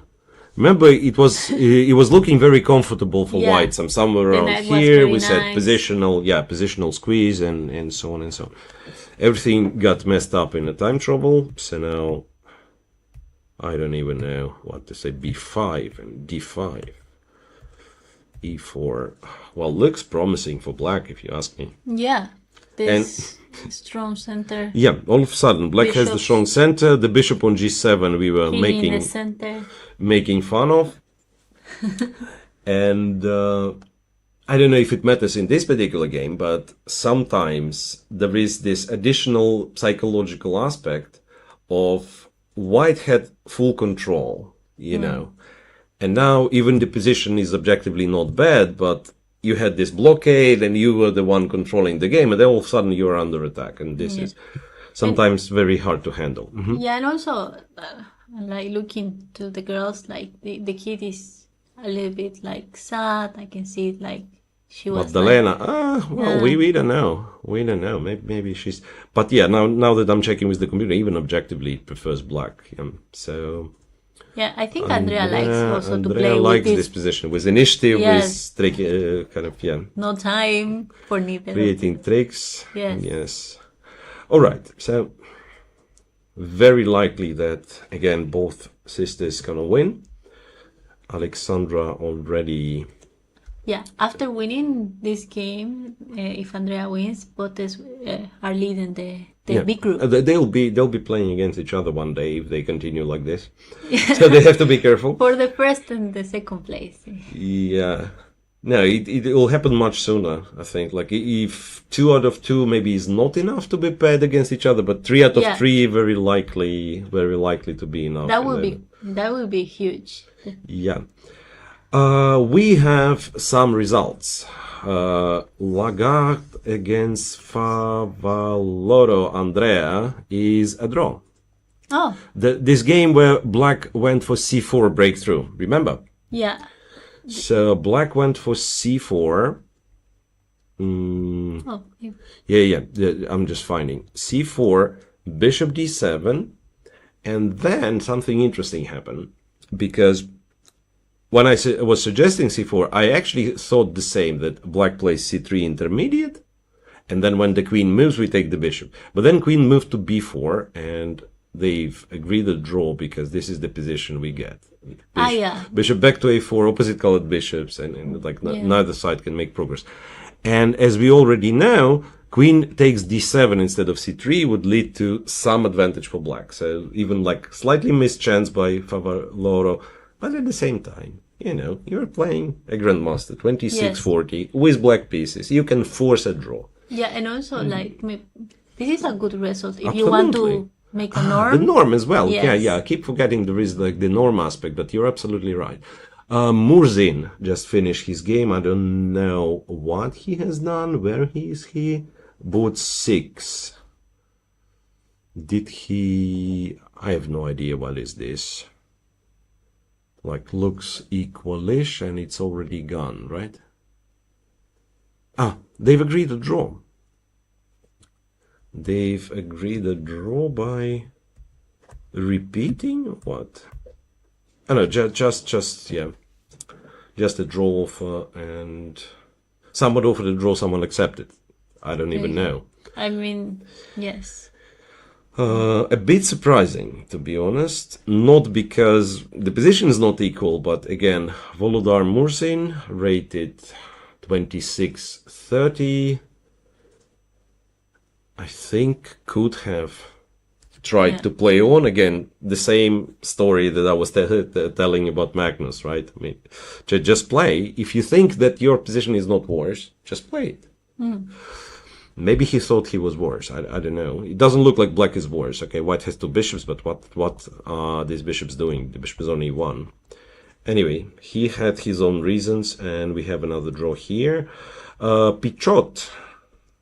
This is a funny position because Pichot is getting some chance, I want to say.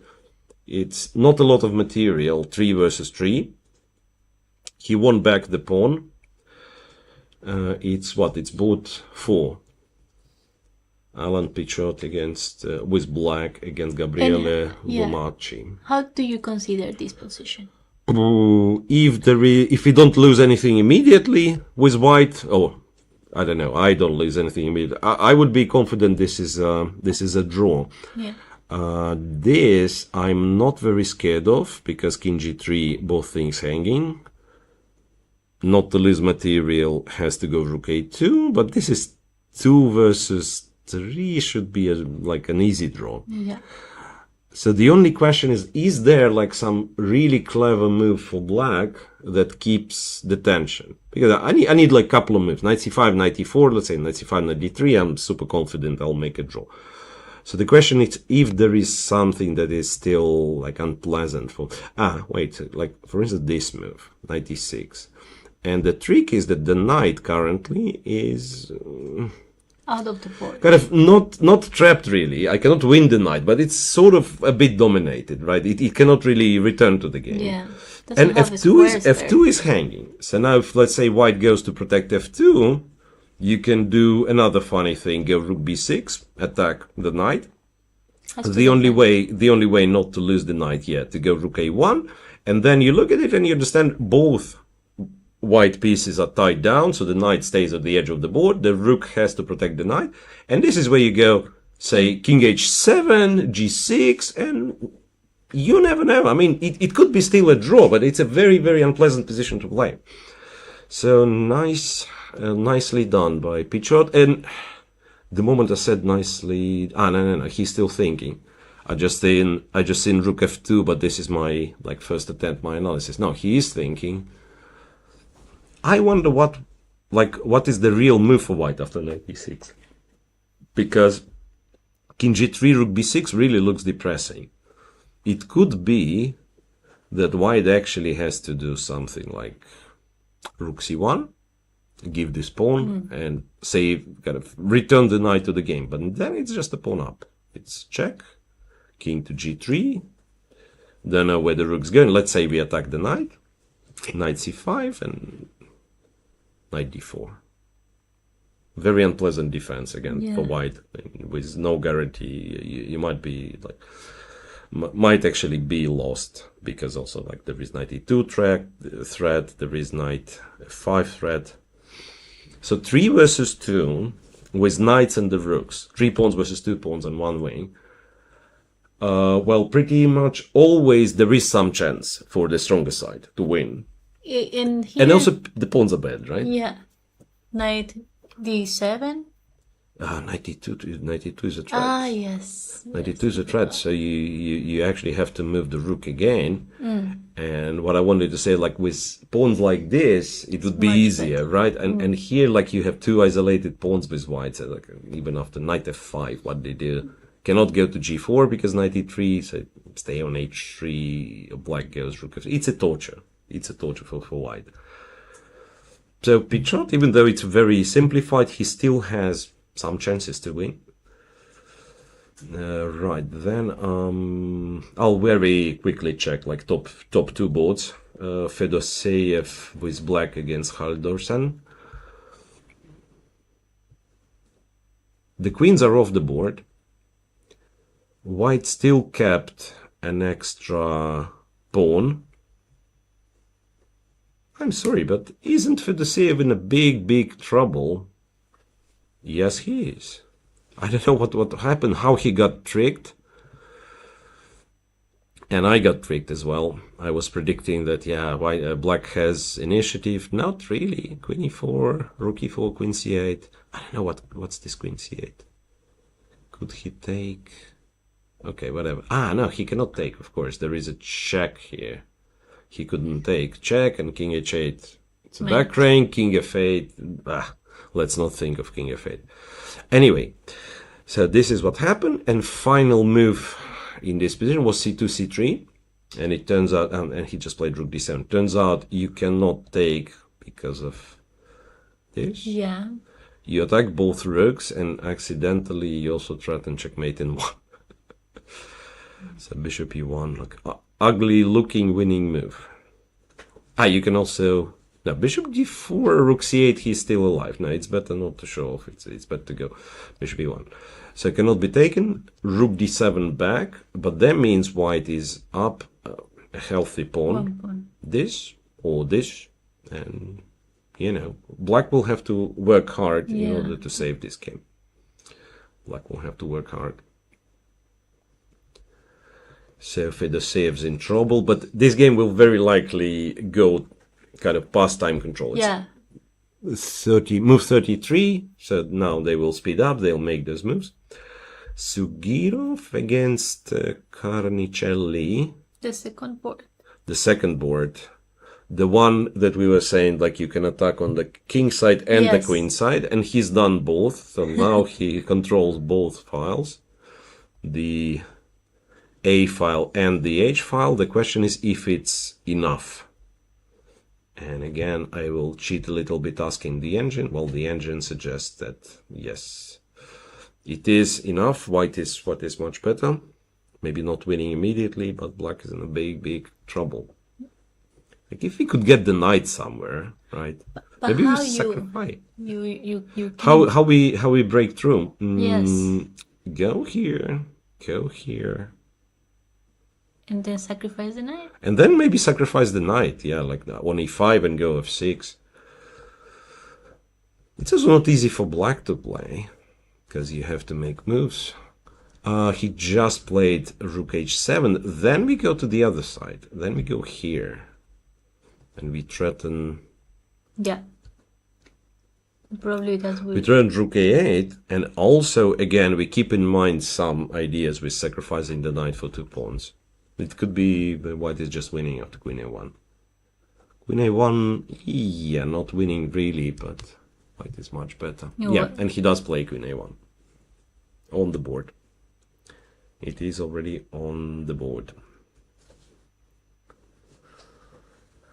Right, so just quickly clicking through. And by the way, to inform our dear viewers, move 39. So as much as we move 39 in this particular game, so as much as we want to present it as something like, it's a big time trouble, it's not. It's like they will, again, make those moves, they will reach the time control. And I'm saying all that to suggest that maybe, okay, I'll just quickly check if there are like new results, but maybe we could allow ourselves, a little break. Yeah. Because I've a bit forgotten, to be honest. It was such an exciting discussion. So no big no big dramatic things on the very top boards, And let's check the results. We currently have the results up to date after 3.5 hours of play. And on this note, let's make a little break and return right after. Okay, so no results yet over here. Not any results that I can see. Oh, no. Quite a few draws in the lower boards, right? Yeah. 8 and Rosen. There are many draws. Right, yeah. And you know why? I just realized that after first round, in round one, the most popular result is what? Is someone winning, right? Yes. So it wasn't a lot of draws. And people who drew against each other, and strangely, if you compare, there were like 2,400 playing with 2,300. So it was very close matches, strangely. Yeah. Strangely. And this is how... So people who made draws in round one, I mean, they probably making draws now as well, strangely. Okay, so we will be back after a short break. It's the second round of Sardinia World Chess Tournament. Don't go away. Yeah. Get yourself something to drink, but don't go away too far. See you. See you guys. Completely.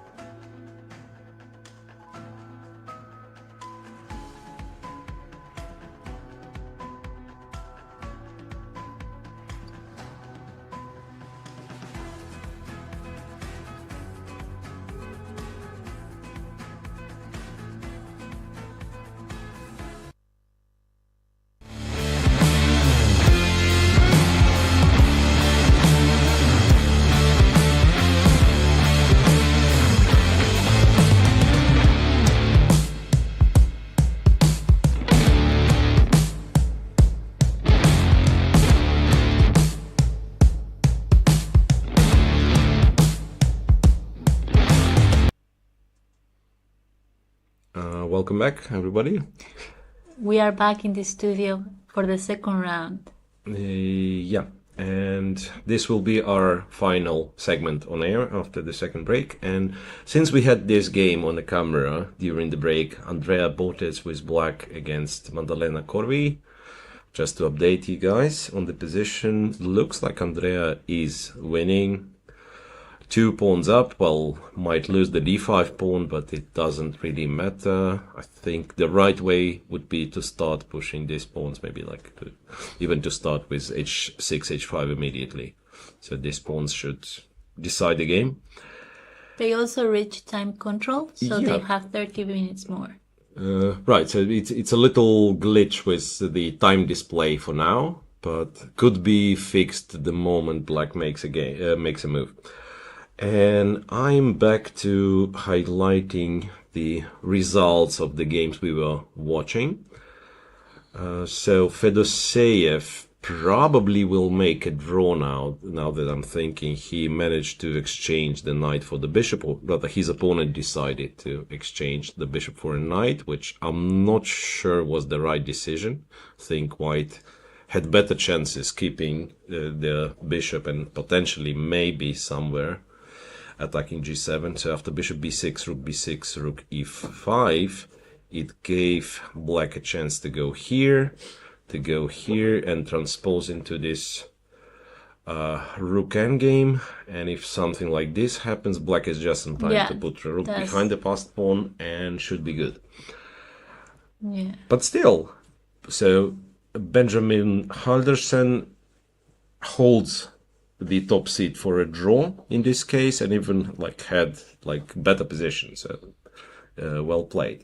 On board 2, they've reached the time control and immediately started to think again.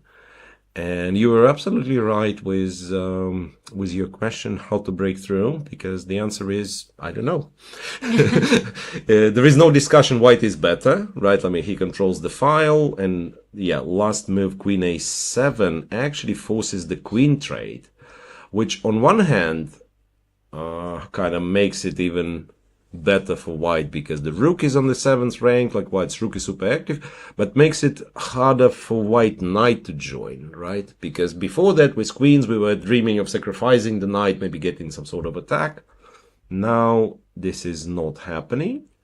So the only plausible way that I can think of is to get it to h5 and then attack this guy. And before with the queens, is not better that idea, bringing the knight to h5? Yeah, that's a good question, but maybe after rook b8, I like to keep the queens and not and to trade the rooks, or just return the rook. Yeah, just return the rook. Maybe return the rook, and but could be that black is ready to play b5 and start some counterplay. So in fact, I like queen a7 because he probably also spent some time to calculate, and very likely that made sure that he's making some progress. So for black, I think black has to do this to guard the 7th rank. If we trade, I assume black should be able to hold, so very likely that we go check, king somewhere, g7, f7 maybe. And this is where it gets tricky. Because now with the king on f7, even if I get the knight on h5, it's not doing an awful lot.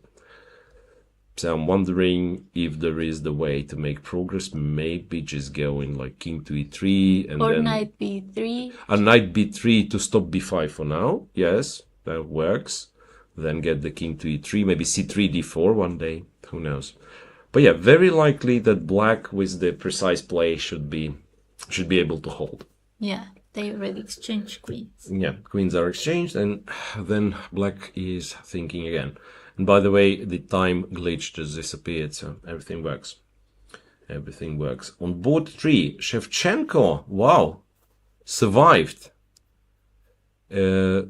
I'm confusing. No, Shevchenko was never lost. Yeah, he was in a bit of a trouble. I've confused with the other Ukrainian, with Samonenkov, who, by the way, just lost. Yeah. Shevchenko. What's this? It actually shows white on seconds, but don't be fooled. They've already made move 40. It said move 42 for white to play. So the moment he's running out of time, there will be 30 minutes added to white's clock. So not a big problem. h5, h4. Wait a second. Are we okay after knight f5? Because I understand there will be a lot of checks. But when you run out of checks, it's a checkmate in one thread, right? So the only question is if black has enough checks. So if you take like this, white goes, it's a tricky line. White goes king g2. After this check, white goes king h3, not taking the pawn, and hides behind this pawn like that. After this check, goes king f4, and this is how white wins. So he has to find it. It's not an easy, not a trivial line, but it's interesting how, how intuition works. It's much easier for me to suggest knight f5, of course. Like over the board, I would be calculating this, and like as the commentator, you have this privilege of, okay, let's try knight f5. If it works, it works. If it doesn't, okay. Yeah. There is another move. So sometimes it's not so bad to be a commentator. Well, the thing is, after h4, you might as well just take. It doesn't change an awful lot. You might as well just take. And let me check. Like if you can't really calculate, well, no, not really. Not really. After this capture, there is queen d7, and black is back in the business. White is better, but black is not lost. So that probably means, here black had to play specifically this move, and he's barely holding. Knight e6, threatening a checkmate. Only move is queen f7, a check, queen e8. Maybe this is also lost, like takes, and king, not even king e3, but knight d8 for whatever reason. Knight d8. Knight d8 to win this guy. I would think king e3 now, then bishop d7. Black's okay. Yes. Anyway, so black played h4, so he's hoping that there is a perpetual after knight f5. And if you take on g3 with the king, then indeed there is perpetual. Queen e1, and then there is no black pawn to hide behind. But if you find this king g2, according to the machine, you are winning. It's not an easy line to find, of course. And it's good for white. They reach the 40. Yeah. So, but the 40 move. What's interesting, black's move h4 was move number 41. So he spent some time, as we can see, 21 minutes. So he spent some time, and then he went for this h4. And so he's on the verge of losing Shevchenko if white finds knight f5. On board 4, Pichot Alan with black won this pawn. Remember we were talking about like the pawn being problematic. Wait a second. So when was it that we were looking at h4? And he didn't play knight e6. He played rook c2, which isn't bad as well. Acceptable. Knight b8, g6, knight d7 somehow returns the knight. Here, and then eventually black wins. Black wins a pawn. Wow. h4, king h4, okay. f2. Funny. So that's rook g1 check. What to do here? h7, f6. I'm not sure. Probably f6, like for the king to be more active. Like king h7 is safer for the h6 pawn, but then it's hard to believe that we are winning. Like with king on h7, it's too passive. I could once again try to ask the engine. King f6 is slightly better, but black is still black is not winning. Black is not winning this one, and he just played king f6. Yeah, just played king f6. So could be a bit of a miss that he didn't play knight e6 back then, like trapping this knight. Yeah. Darda already won the game. Yeah. So we have quite a few results, like draw for Lagarde, and this we had like a long time ago. Then Darda won. Should we watch how he Yeah, like won? let's check. Yeah. So what did we see? No, even this we didn't see. We see something like that maybe.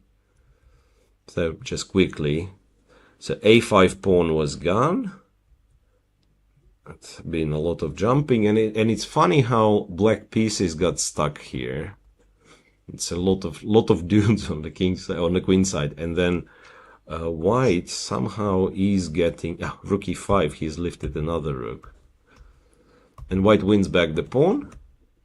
It's a better position. Yeah, it's a better position, and also it's probably the beginning of the. He What was this? Knight e5. Knight c2, knight e5. If you take a1, probably just queen a1, I would guess. Yeah. Just queen a1, and if you take, it's queen e5. Queen checks. Yeah, check, and then take f5, and so on. So, yeah, maybe this is something that he missed. It was a round move, like 32. And after that, it's... This is the trick. Queen b1, king g2. And finally gets to the black king. We warned them a long time ago. Black king was not safe. It was in totally different position, to be honest, right? But still, yeah. Still, white won quite convincingly. It is a checkmate, yeah. King h6, queen f6, or queen f7, queen f8. Yeah. Yes, some other games. Chigaev. We didn't check Chigaev at all. Vantika Agrawal against Chigaev, next to where Darda was playing. At some like very longish, boring endgame. And I'm not sure who's playing, who's playing for win. I would, again, if I had to guess, I would say probably like a draw is the precise play, but you never know. There is that. There is Moussard Jules winning. Won. Yes, he has won. Hushenbeth is still playing. Hushenbeth is still playing this position. Probably like has no trouble at all, I would guess. Niklesh Hushenbeth. What was the last time we've seen? We've seen some. Anyway, so that's yeah. something like that. We even had some variation like that, right? We were taking the h6 pawn, but so queen e4. Again, hard to tell. Like after, Black is... yeah, but black looks very. Well, you know what? I just wanted to say black looks very nice. No, it's not only that. Black is completely winning. In fact, Yeah. I just realized queen e4, threatening this or this, and if king h2, we go. Again, computer wants check, but also we can go knight h4 attacking this rook, and then knight f3 attacks the other rook, and so black wins the exchange back and gets an absolutely winning position. Board 11. What is board 11? I can see on the camera view. Do you recognize the players? Yes. We're just seeing a FIDE master from Spain, Vergara Diego, against Kurel Edis from Turkey. International master. Right. And we had Edis Gurel yesterday. We've seen him winning against someone. Yeah.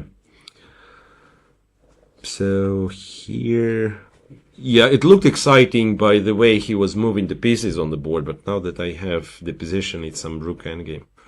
Not very entertaining. So yeah, we move on. Wow. I absolutely have to show this one. Francesco Sonis from Italy against Savithya Sri B from India. I just seen this position. We were not showing this game, but I just seen this position, and black's last move, and probably last move in the game, was rook takes c4. and if you take, it's a rook b2 checkmate.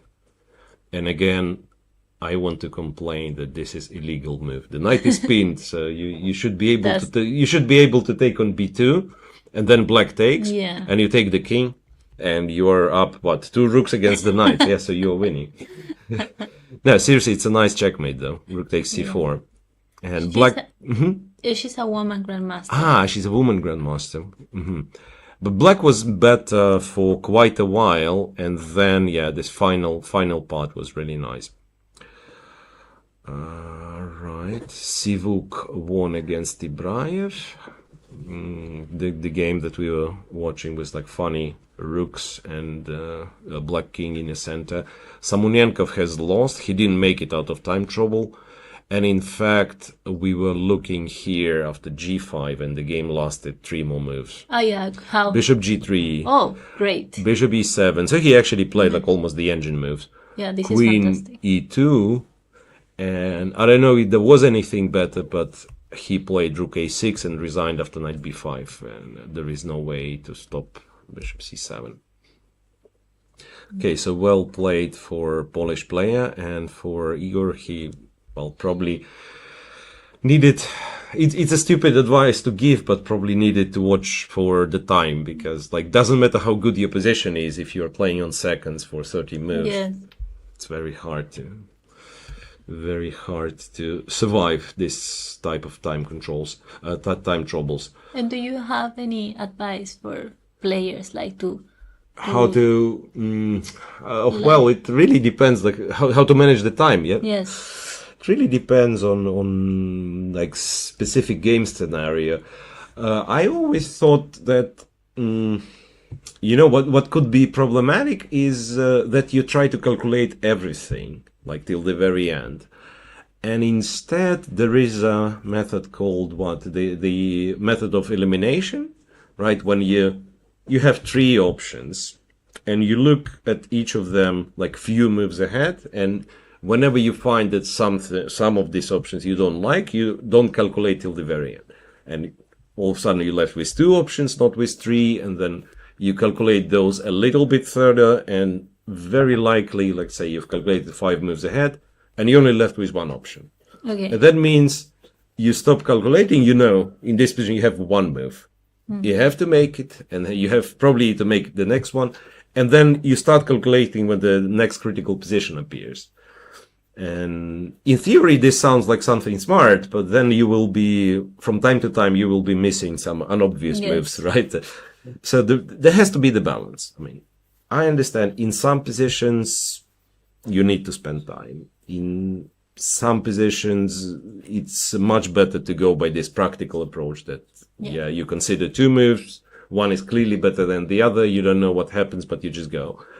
And I think there was like somebody's, not even an advice, but like the person who would fall in a time trouble himself, one of the strong grandmasters. And the conclusion was that there was never an example where you would find the stronger move and you didn't see it in like first 10 minutes. Oh. So like usually, like if you spend 10-15 minutes on a move, it's okay. And this, like some people like to think 40 minutes over 1 move, it's counterproductive. Like at some point, it's just counterproductive. Oh, they already finished. Fedoseev, yes, made a draw. Fedoseev did make a draw. And he, like, by the way the game was going, he shouldn't be disappointed, because he was in quite a bit of trouble. Yeah. He was in quite a bit of trouble. On board 3, by the way, just to tell you, knight f5, h takes g3, and king g2 was played. So Yankelevich has found the winning sequence. Yeah. And then, well, maybe you can still go wrong, but it's not much, actually not much left. So you have to go, king h3, not king g3. Yeah. And if you didn't take it on the he just didn't take it on the previous move. So that means that after this check, he will go to h3, and after this check, you have to go to g4, and this is it. This is it. Yeah, like one more check left. And if checking with bishop, Same. Yeah, he will go maybe to g5 even. Yeah, it's not the same because here you have g2, right? But he goes to g5. And there is one more check, and then we go f4. So there is still like a little bit longer line, but at the very end, it's too many checkmates threatening this, and this. Yeah. So right, so this will be kind of the biggest upset of today's round. So today we already have quite a few draws in the leading group, and this will be like surprise result. Kirill Shevchenko 26-75. Loses. Very likely to lose. Yeah, so it's a tough tournament. Like this is the board 2. It's board three. On board the board 2. Board 2, it's this endgame which can last forever. Yeah. I feel like with a lot of material on the board. Honestly, I'm not sure if what black is doing, running with the king, is correct. So he went king e7, king f2, king d7. I don't quite understand what's the plan if white goes knight g3. Maybe just goes back. Yeah, maybe just. I go here and just wait. Yeah, and just wait some 98. Don't know, 98, and then pretend that there is not much white can do. Yeah, so this will be one of the longest games for sure. And since it's on board 2, and do you think we will have to stay on a draw here? No, I think white, it's like, one of those positions where black has a draw but cannot force a draw. And he just has to sit and wait and till the moment that his opponent will run out of ideas. And white still has some ideas, like let's say get the knight to h5. The line that I was only showing not so long ago, let's say black goes knight e8, and then what you do, you go king e3, c3, and you start preparing for d4. So this will last for quite some time. I think could be that this will be the last game that we will be analyzing. Yeah. So there is this. Shevchenko is likely to lose. B-shot also can last long because two pawns for 2 pawns versus 1. So but black is a pawn up, can go for quite a while. Any requests in the chat? Any specific games? Yes, tell me. They are requesting some game from the B group. We are not sure if there is. We only have the streamers boards in for the B group. Yeah, so. It's because there are more than how many players in total? Let me count. Well, A group has 130 or something. I didn't quite check it. 150 in the A group, right? Not more. Yes, almost 160. 167, and then there is a B group as well, and we do not have enough electronic boards. Yes. That's the sad truth about. Yeah. And the B group is 100 players. Yeah, impressive. Okay, so I'm checking. In fact, many games have already finished. Some funny looking positions. Some people got checkmated. Some people, yeah. So I'm looking for something which would be still in progress, and I'm not finding. I mean, there are some games in progress, but they are like not very entertaining, so to speak. Maybe we check Andrea what she did. Yeah, just a second. So for Andrea, I need to go all the way here. Yeah. All right, so she didn't play h5. She went rook f5, protecting this pawn. b5 was played. Rook went to f3, so now pinning the knight. I'm not sure. King c5. Looks like she's losing the thread a little bit. That's why I thought, you know what? It's hard to explain why, why I'm thinking this, but the d5 pawn, when she started to protect the d5 pawn, like going rook f5 and so on, the d5 pawn does not win you the game. Even if you save it and you somehow get it to d4, it will not win you the game. This pawn, however, like if you get it to h4, and then we can easily see like h3, h2 happening, is very likely to win you the game. These two pawns, connected passed pawns. Knight is known to have difficulties fighting against the h-pawn, right? Yeah, because the bishop on g3 is controlling the knight. Kind of cutting the knight off, yes. So you would expect that you can just, ignore the threat to the pawn on d5 and just start moving. And now it turns out that, we went rook f5. After b5, we change our mind. We go rook f3. Already white can take d5 if he would like to. But white goes king c5. And now what? Like this check, the king will go even further, king c6, and all of a sudden this pawn is dangerous. Yeah. Maybe not so much. Rook b6, king c7, d7. Maybe now I'm thinking maybe I'm getting over optimistic. I will have to take this pawn anyway. We'll have to take this pawn. But it's still very complicated. Yeah, it is. It is. Some checks, some rook e6s. So she must be winning still, like objectively, but it is very tricky. What I don't like is when the knight, it gets, she played bishop f2. Bishop f2, yeah. It gets very tricky, and some jumps and they fork you or something. Absolutely, yeah. So, exactly. So that's why we probably should have used the moment where the knight is not so active. So h5, well, by the way, rook f5 is the best move according to the machine. And then after b5, rook f3 is not the best. After b5, now she had to play h5. Yeah. This is what computer recommends, to go h5, h4. Yeah, I would very much like to get the pawn on h4. Maybe it's not even promoting immediately, but then it's close. Yeah, it's much closer, and then any tactical line that, maybe you sacrifice the rook for a knight and you are still winning because the pawns are closer. Yes.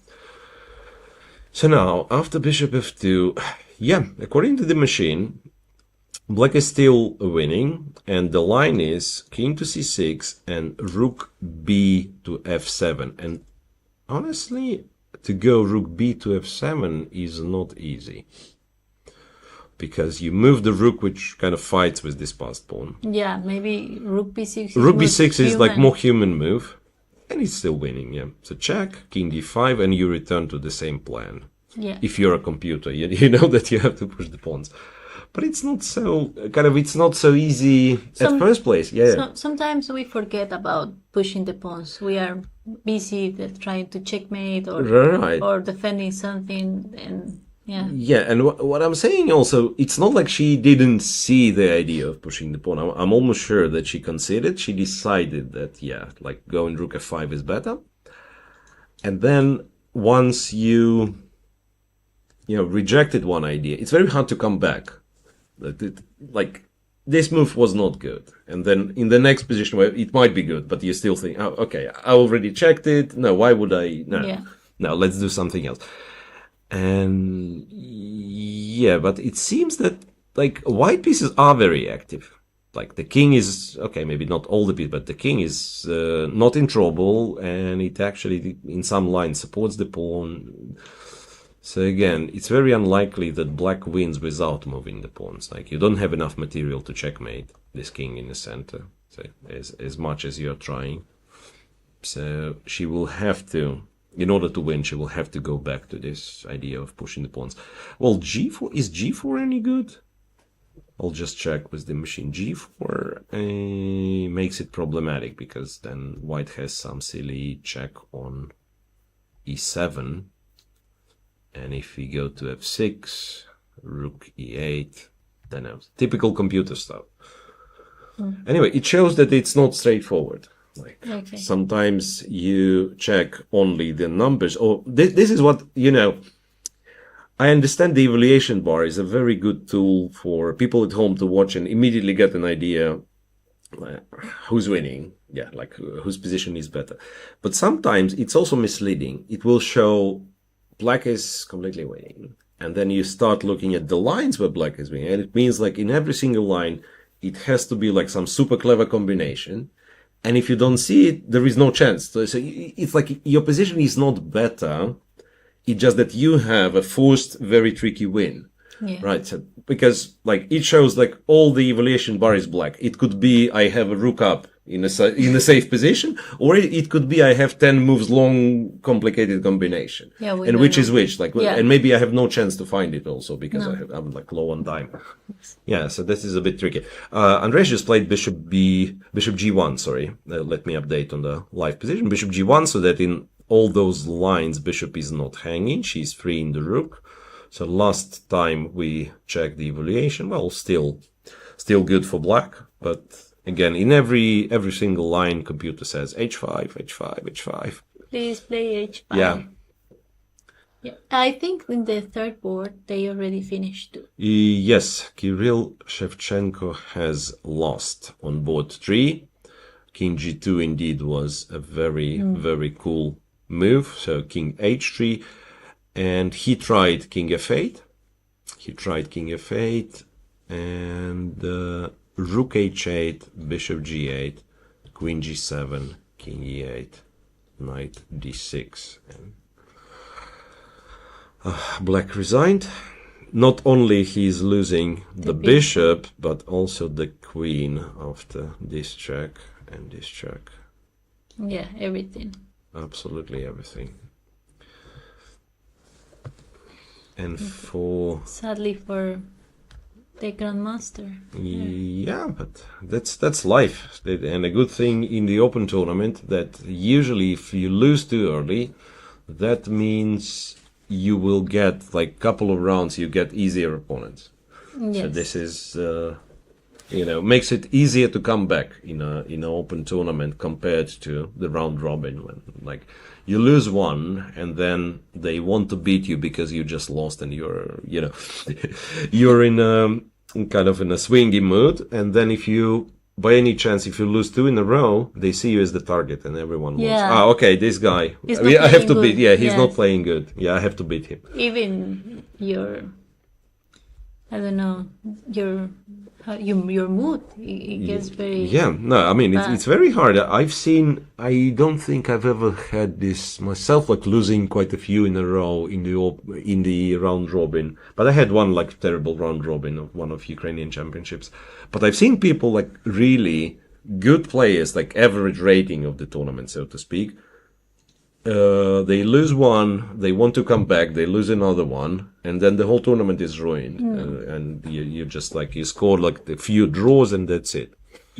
So here, it's sort of easier for Shevchenko, and I believe like in a couple of rounds we will still see him in plus and around the boards. Yeah. Meanwhile, board form, this endgame, it's probably never gonna end. Yeah.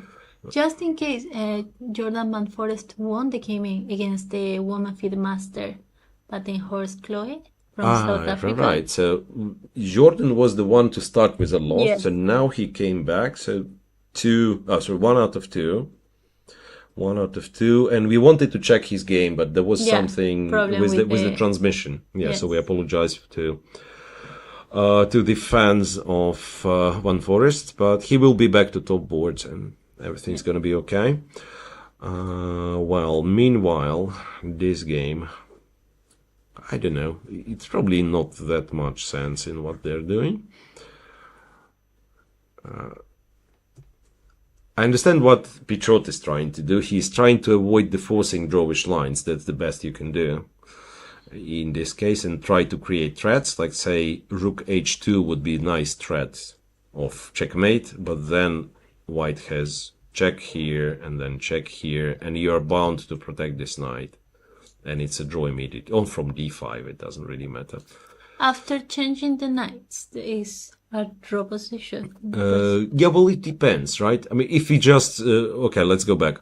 Like here, if we just pretend that the knights are not there, disappeared, then it is a draw. Yeah, it is a draw. But like if say king is on h5 and black is going to this pawn, it could be sometimes that black is winning. But on average, you're right. Yes, like without the knights, it's much easier to defend with white. Okay. Without the knights, it's much easier to defend. Yeah.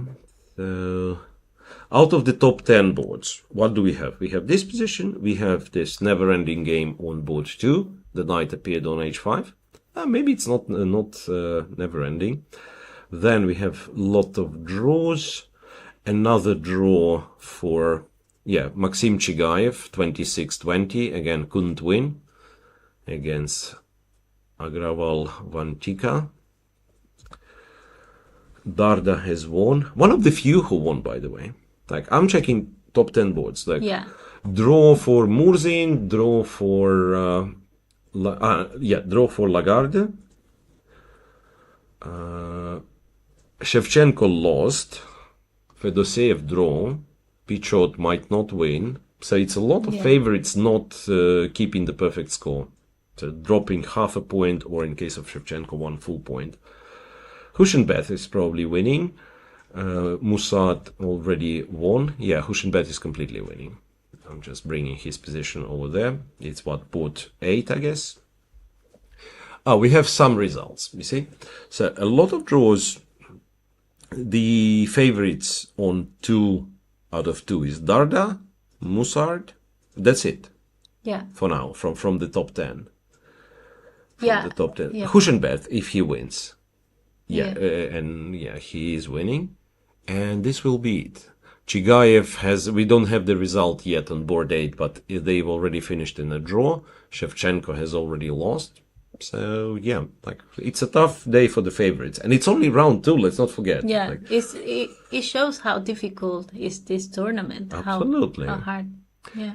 Yeah, because it's another thing that sometimes people at home do not fully understand, that these numbers, the rating, it shows like some it is some reflection on skill, but it doesn't mean like I have a bigger rating, I always win, because then it wouldn't make sense to have the tournament, right? Yeah. Just give the first prize to the first rating, and that's it. Because many factors are involved. Of course, absolutely. How you feel, if you trained the week before, or I don't know, something. Absolutely. Everything. Maybe you played few tournaments in a row so that you're tired. Or maybe you didn't play for half a year and you're a bit rusty and you need few rounds to actually recall what it is, playing competitive chess over the board.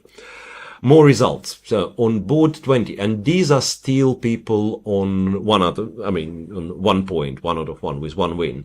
So we have a draw on board 20 and 21, then Zalmakhanov, Ramazan Zalmakhanov on 2 out of 2, Welton Paul on 2 out of 2, board 24 is still playing, that's pretty much it. Yeah, many games. So there will be hefty amount of people on 2 out of 2, it's just that the very top didn't score that well today. Yeah? No. Didn't score that well today. But Hushenbeth, back to his game. He's winning. I insist. Hushenbeth is winning. Yeah, he's not the favorite for this. No, game. he is. Hushenbeth is favorite. Yes. With black. He's winning with black. So he will be third person with a perfect score from the yellow favorite. We have Musard and Darda, and that's it. Impressive, such a lot of draws. And for them, it's move 45. Black already spent nearly all of his time, but now I believe he's winning the exchange back and will be 2 pawns up. I will double check quickly with the bot to get the confirmation if he's winning. Yeah, computer says completely winning for black. You can probably give a check on f3, or what computer prefers, a check on e2 with the queen for whatever reason, so that after king h1 we play queen e4. So it's even more forcing. And we are shown the game Gurel. yes. Yes. At the very next game. Let me check. Well, Gurel is our Elo favorite in this one, and I don't think he's winning. Or is he? Well, it's tricky again. King b2. You seen the last move? King b2. What's that? Have to update. Yeah. King b. So, of course, the They main are playing fast. Right. So the main question, my main question, would be to take on c2, of course, but it could be that black is winning in this case because he has the outside passed pawn. So the king's gonna run, and hope is to take this, while a white king takes care of a7. But I'm too lazy to calculate, and I will ask the engine. Yes, the engine says black is completely winning. You cannot take on c2.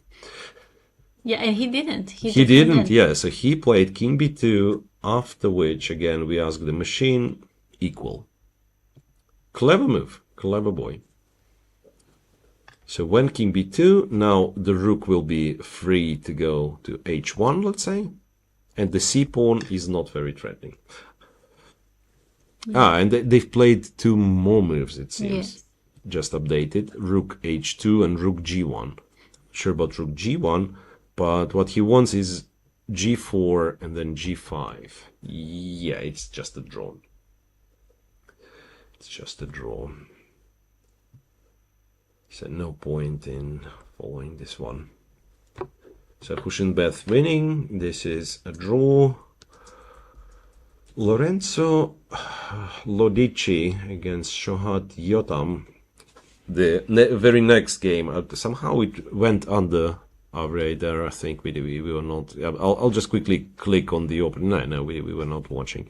Anyway, so this one is in progress. Position after 48 moves is something like this. And again, the Elo favorite, in this case, player with the white pieces. I don't think he's winning with such a active black queen. Always will be kind of a lot of checks. So at the very least a perpetual. So white in fact has to be careful. And then we have a lot of results like Sonis, Ibraev, and so on and so on. Someone is asking about in Dogmus. I think we already see that. No, I really don't know who is this person. What's the name again? Dogmus. Yeah, we have it. We have it. I don't know where it's played. Yes, that's a young Turkish player, 25-40. Oh. Yeah. So he's black in this position. Knights and kings endgame. Equal material. They still playing, yes. They're still playing. And like, again, I don't want to go too deep on this one. Like, from the looks of it, looks, well, like white shouldn't be in. And like, he's young. He's 15 years old. 15 years old. Cool. White shouldn't be like a big trouble. Less. 13. 13. He born in the 2011. That's it. That is 13. 13 or 12. This is impressive. Okay, this is something already. Yeah. This is already something. 13. And we can see them. Actually, both are very young. Yeah, well, his opponent is much younger. It feels like. I don't know what the reality is, but his opponent looks like He's a Germany. really small boy. No, it's the same age. At the same age. Yeah, probably they are opponents like in many for tournaments. junior Yes, for in junior tournaments. Yeah, could be. Anyway, the position we have is relatively kind of roughly equal, and I think we've fulfilled the request. So I'm back to being boring grandmaster, I want to see the second board. Sugirov, because it's also interesting with these endgames that, like, during the commentary you think, nothing happens, the material doesn't change, and they're just hovering around with the pieces. And then later on, maybe in 20 years, this will be, like, will go in all the books, the brilliant positional play, blah, blah, blah, 30 moves long plan, and white was always winning. So you never know. We have to be careful commentating on these games, because if we declare it to be, okay, this is not interesting, and then people find out that this is brilliant. Yeah. No, well, seriously. But they are playing, like, back and forth. Yeah, absolutely. So that's what I wanted to say. So Sugirov, he has gotten to this position that we were discussing, like put the knight on h5, get the king on e3. And black kept going back and forth. King d7, king e7. So he returns the knight back to g3. And I'm not even sure where this knight's going. I can see some crazy potential scenario where this knight is getting to a4, kind of hitting this pawn, and then maybe having the idea of rook a6, but it doesn't really have... No. Wait a second. I think he played a rook. Knight g3, king d7, and he quickly played rook a1. And it felt like almost, this gotcha moment. So like you didn't pay attention to what I'm doing. So now I have rook a1. Yeah. And rook a1 means he wants rook h1. Wait a second. 1, 2, and then 3. So I don't know if it will happen, but it will be a unique sequence of moves that rook starts in one corner of the board, goes to the other corner, and then the other corner, and then finally to the fourth corner. Oh. I don't know if it makes any sense, but it will be a unique maneuver. Yeah, and maybe now you are right. It's a brilliant... Maybe it's a brilliant endgame. We don't know. Well, in reality, of course, you would much rather prefer to go to h1, h7, and just win the rook on b7 somehow. But finally it adds up what he's doing. Maybe black had to be a little bit more careful to keep the king here still. Maybe black doesn't have moves, I don't know. Or maybe... Oh, no. Or maybe king f7. Maybe king f7. So my point is, I would like to have, in case white goes rook h1, I would like to have king g7 so that the rook is not going in. So maybe that, or I could also just play king g7 now, because now the knight is not hanging. So it could be that king to d7 was a bit careless. Okay, so we are checking here. It's 0-40, and after king d7, rook to a1. Computer's not impressed somehow. Says you can still go back, and after rook h1, what you do is knight d6. It looks very similar. And knight f7. Yeah. Okay, you know what I can do? I can go to h8, and you go to, let's say, f7, and I go to a8. So I accomplish the full circle. And start the second one. No, I was saying something... So it was... how to say, it was feeling like white is getting somewhere, but when you check with the computer, it's always like equal. Yeah, maybe he just want to, I don't know the word, like make him dizzy, like testing him. I don't know. No, of course, yeah. That's. I've lost the word as well. Like, I want to say maneuvering. Waiting for kind of to confuse the opponent. Yes. Probably to confuse the opponent. Oh, we'll see. It's not like Valerio is getting confused. Till that point, he was playing very solid game, I have to say. And by the way, this position I have has nothing to do with reality. The knight is on e8. Yeah. So there is that. Then we could once again move to Pichot on board 4. Let's see if there is any progress. Yeah, well, there is. I don't know if it's, I know. Well, actually, since I have the engine running, now the engine says that Pichot is winning. Yeah. And I will switch off the engine and try to see, kind of with human eyes, what went wrong here. So 96. Honestly, I don't like f4. I don't know, why would you go f4? Maybe it's not such a bad idea. So, full disclosure, I know why f4 is bad, and it's connected with tactical oversight. But I'm just trying to debate with myself, like, if there is no tactic, I still feel like f4 is not a great idea. Because you're getting this pawn closer to the black king. So if the king can get to f5, it's easier to attack the pawn on f4 than it would be on f3. And the tactical problem with f4 is that black has h5 move. And then if you take, it's rook takes e2. Yeah, again, the double attack. Rook takes e2 and knight f4. And very nice he probably blundered this one, I think. I think he blundered. So he went f4 after h5. He was forced to go back. And then it's rook d3, and he was forced to go back even further. h4, like black makes various kind of progress. Rook h1 was not played though.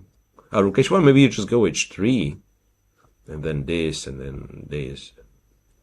Yeah, so white played rook a1 instead. And now, I remember Engine was saying like black is winning, but I don't remember the move, like knight c5 to e4. But it's clear, right? Like when the third rank is discovered, the king is cut off. The moment black king shows up on f5, you probably lose this pawn. So rook a1 is a clever move, because now if you go king f5, there is this check, I'm guessing. No, it's not the check.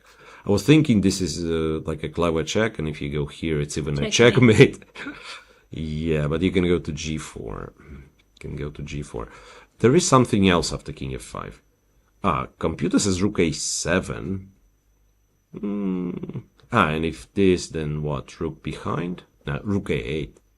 Not impressed at all. No. Okay. So this is something. Apparently, and computer knows it for sure, of course, this is a draw. That is a draw. Yeah, two F and H pawn, or let's say A and C pawn. There is like this knowledge that a lot of these positions are draws. But if you never studied this specifically, you won't be able to tell like which one is draw and which one is not. No. Yeah, well, and to my shame, even if you tell me this is a draw, there is no guarantee that I will make it. Well, I have a rough idea how to do it, but again, there might be some tricks. So all I know, if both pawns are on the third rank, this is winning. Like if you get the pawn on f3, pawn on h3, you're winning, or with white, sixth rank. But there is kind of a next layer to this one, right? So white is ready to sacrifice the f pawn in order to exchange the knights, and this would be drawish.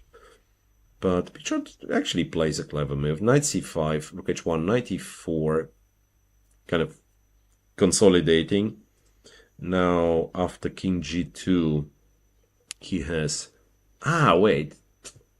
Rook d2, same thing again. Take the knight, go knight g3. Oh. So probably rook h1 was the final mistake. I don't think you have any... Yes, after this check, you don't go here, I think. If you go here, there is this. Right? But rook maybe h2. This. And then we can pin it with knight g3. Maybe just h3 is enough. Look, I mean, it's such an awful... Like, nothing is moving. Yeah, so he went king g2, and then after rook d2... No, wait, rook d2 is not played. He's still thinking. He didn't play king g2. Or did he? No. He's still thinking. Yeah, he's still thinking, but there is not much... Honestly, not much he can do. Well, he has 3 minutes, so... He has 3 minutes. King g2, let's show once again, loses to this thing. And then after king f3, we just take on e2. And if king takes, it's a check. And we win. Yeah. And even the knight is not trapped. I mean, we would win anyway, Yeah. but the knight can go away on g3. Yeah, so somewhat unexpectedly, but Pichot will be on 2 out of 2. He cooked very well. He cooked very well, yeah.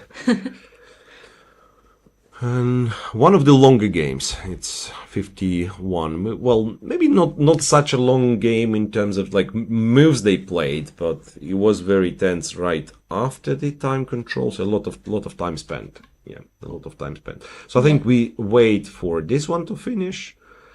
And I don't know what we're gonna do with Sugirov, because this position is not changing. They go back and forth. And okay, we are shown Andrea. Let's check Andrea. Oh, Andrea, yes. Yeah. Wow, what I see is her pawn has moved. Not the right pawn though. But oh no, yeah. She's down to 1 minute. Oh, yeah. Yeah, it's very... So bishop g1, rook e1, bishop a7. Like, feels like black somehow lost coordination a little bit. Like, it's all over the place. Like, it was like... The bishop on g3 was great, in fact. Remember when it was... back in the day, it was on g3. Rook e6, g4. Still. Says black is completely winning. There is nothing to worry about. The g-pawn is running. I'm so nervous for Andrea. Well, why would he be? Because I'm rooting for the streamers. Yeah, well, that's understandable, but again, you cannot influence this game whatsoever. So what's gonna happen is gonna happen, and yeah, well, yesterday she has shown that her tactical talent is still sharp, right? I mean, she has won.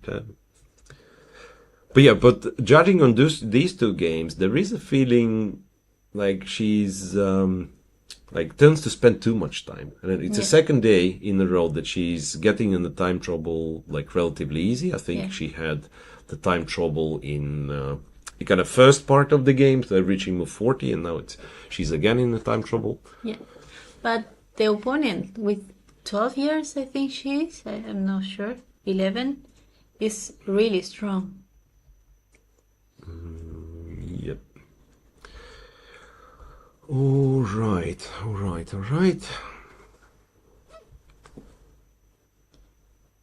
We can see them in the full screen. Okay, so little girl, what do you play here? Not too much time. I remember king c4 was something that computer was saying, but it's probably not so important. It will be decided. I feel like this game will be decided with like some silly mistake, and I don't know who's gonna make it, but it's very often like you can feel that the tension is very high, and yeah, very often people would blunder something, and not only, let's say, streamers in tournament B, but even in the candidates tournament now, as Gukesh was much better against Perugia in the first, and then he blundered. Oh my God, yeah, and that was so... And also, it had, like the similar feeling, strangely, so that he's better and he has the control. Then he was probably better, but he lost control over what's happening. It was clear, time trouble, and he was not sure, especially looking at the camera, he's not sure what to move to make. He's about to touch one piece, then moves with the other, and it all ended like he blunders, he loses. Your morality goes down because you lost the big advantage, maybe. Yeah, it's one of the most impressive, if we are looking a little bit back at the candidates tournament, one of the most impressive things was not the fact that Gukesh has won, or someone didn't win, or someone lose too many. The most impressive fact for me that Gukesh has won after such a loss to Alireza. So that he managed to recover, and he, I think, won the very next day, and so on and so forth. With 17 years old. Yep. King to c4, that was one of the moves that computer was recommending, and then black just has to push the pawn. So Andrea has 1 minute 20 seconds to push the pawn forward. g3, g2, g1. Yeah, and maybe the tricky line is that it looks like white prepared to go b6, but then you just take, and you take, and you go g2, and after rook b1 you go rook f1, nice. and the pawn promotes and black wins. Less than a minute to decide.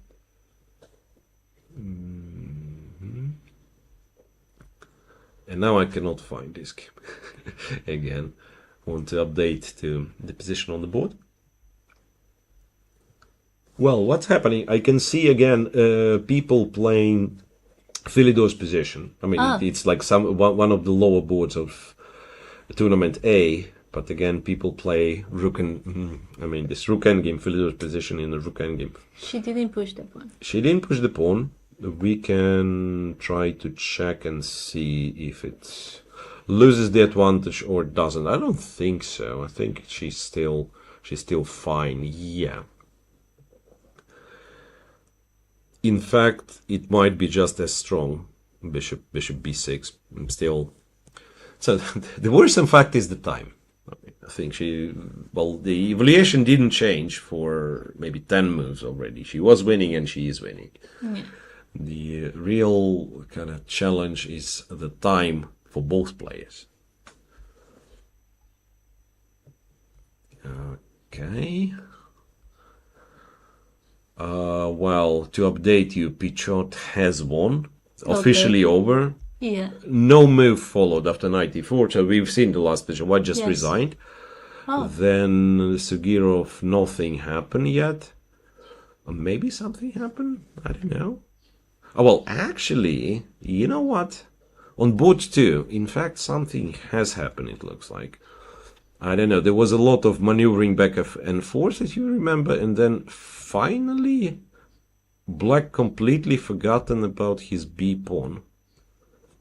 So this was the position, and he could do something. Computer says King C7 is absolutely fine. And then King will guard the A file, and so kind of switching the roles, right? And instead, King E7 and Rook B1, and he loses the pawn. Interrupting the king, double pawns. Okay. So, strangely, it's not the end, because still White is not kind of... Okay, he resigned. He resigned. I'm surprised, honestly. But, well, it's probably lost, but still you could try on, and it's just, it's a sign of disappointment. Yes, he's really disappointed. He blundered and he's just upset. lost in one move. Yeah. He just don't want to play. Yeah, doesn't want to play anymore. Yeah, well, there have been examples when people were so upset with themselves that they would resign even though the position is drawish. Like, you think, I've blundered so terribly, and how can I play this? And now I resign, I don't want to see it. But if you would pay a bit more attention and look for resources, so I'm famous for resigning a couple of maybe not drawish, but games with chances. Yeah. One of them in the World Cup in the second game, so that was reasonably painful. It was a long time ago. So I'm fine with it. So I'm back to the streamers game, to the game of Maddalena Corvi and Andrea Botes. I didn't expect this game to last too long. I mean, usually, it's almost the end of our broadcast. Usually we finish with some boring endgames from Grandmasters, and this game is going on and on and on. Both has less than a minute. Yeah, they're playing on seconds. Probably everyone is so excited for this game. Yeah, well, they should be. What's going on here? Rook d6, I would guess that g3 is still winning. Or maybe not. No, maybe g3 is not a great idea. I'm thinking sacrifice the bishop and go g2 and pretend that the line is the same. Maybe it is. I don't know. Computer wasn't... Wait. Again, a move was played. It's bishop to e7. Maybe bishop e7 is even cooler. Bishop e7 hitting this, then I'm still waiting for this guy to move forward for the g3 pawn. So apparently instead of bishop e7, g3 was a reasonably good move, and the point is if you take d8, then it's just g2 and rook to f1. Yeah. But anyway, on seconds, we do not care what computer was saying. Let's just watch this one. Meanwhile, I'll just quickly check again the top 10, maybe like anything closer to top 10, just to see if Maybe we. at some point we will get results. Let's just wait for this game to finish. Like somehow, it is the most interesting after all. What can I do? Yeah, they are playing fast. They are playing fast as well because that's not so much time left. Yildiz Gurel is still playing. Not sure what's going. Well, it's just a draw. Gurel, that one. They are still playing. Okay, this is their position, but now it's white to move. So white takes h2, then takes c2. So it's just. I'm a bit surprised that this game is still in progress. Yeah. Okay, finally she pushed. G3. Finally. Let's go back. G3. Yeah. G3 and can white stop the G pawn at all? I'm not sure. Now the rook is on C6, not on D6, so it's not exactly the same. And what's going? Rook G6 check. Wow. Okay, what is that? It's a tactical trick. So now if you take, she's going to play knight e5 and win the rook back. And I think black should be still winning by going to maybe h5, maybe g5 is fine. And then if rook takes, we probably have this move.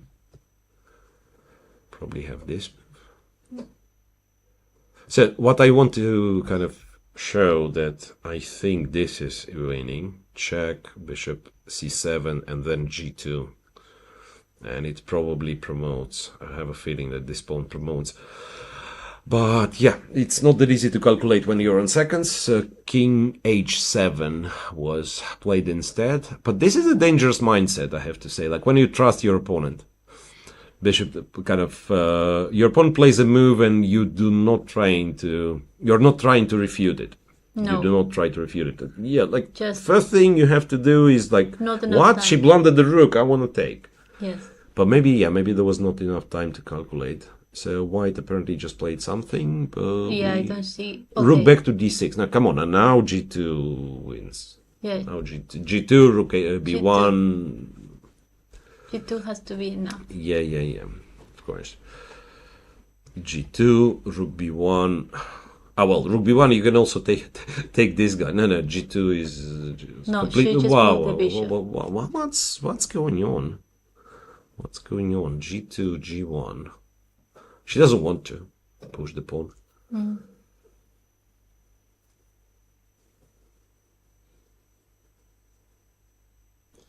Back to e4. I mean, just to check for how many moves black's position was winning. Yeah. Maybe 30. Maybe no, 30, it wasn't 30.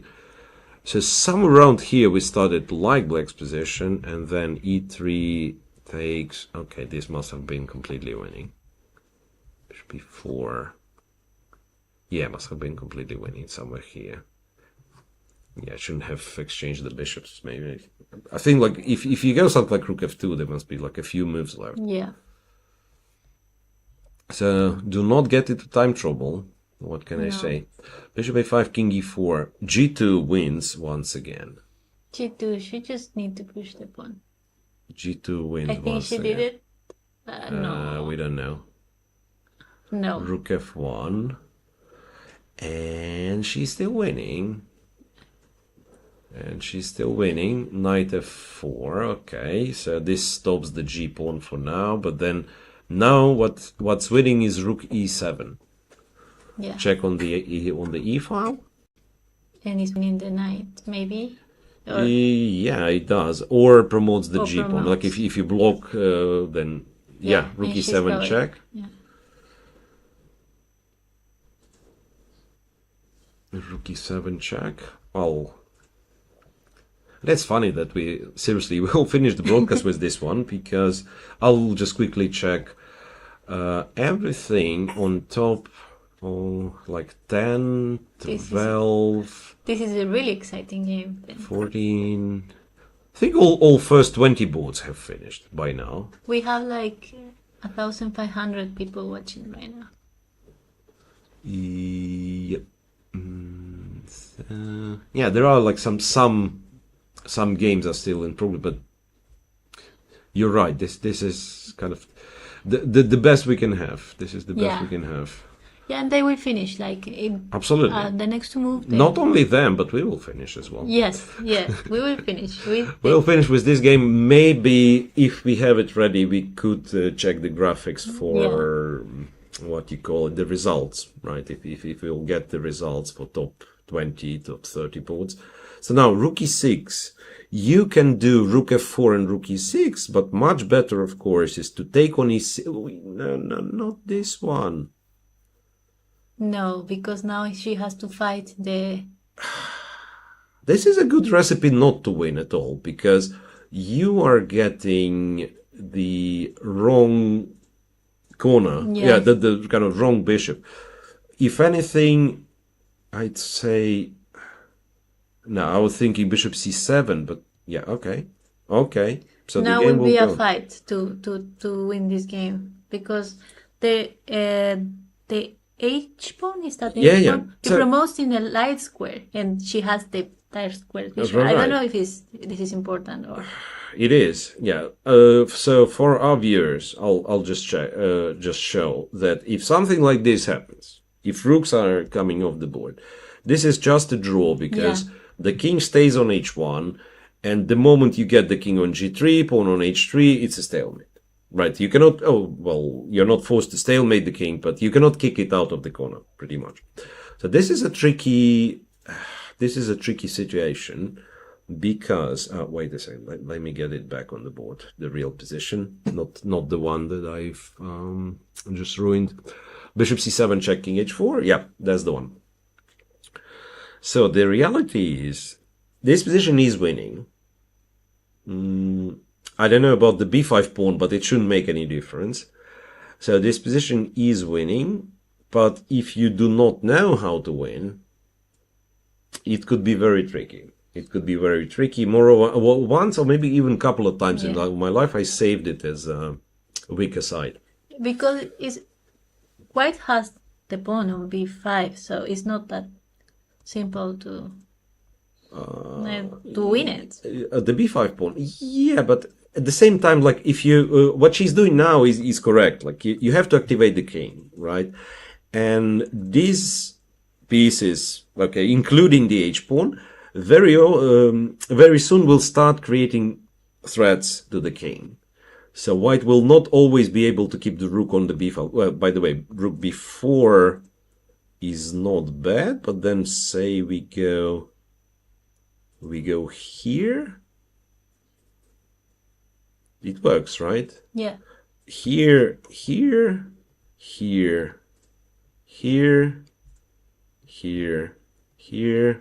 discover Oh my check, God. take the rook. So this works. Yeah. Okay, I think. But it's not trivial to find. So she, of course, wants to keep the b pawn under control for as long as possible. By the way, this might be a better move, because now she's threatening rook e3, and it will be like almost a checkmate. Yeah, and probably the girl will stay in that rank just to stop the check, but no, now she's moving. She saw Back it. to She saw the it. third rank. Yes. Okay, so now you give a check, I think, and you probably block it, and then you want to bring the king even closer. So my point was that you should start creating threats, and when the rook leaves, you put the rook behind the passed pawn. And then you remaneuver the bishop, like say here. So stop you checks. will win it eventually, But it is a tricky position to win. Yeah. It could be. It could be over. Yeah. But yeah, what to do?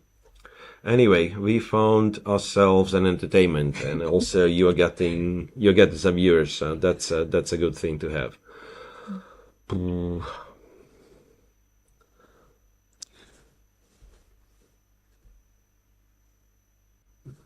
Is it literally the last game in the playing hall? Can we get like a full, full playing hall view?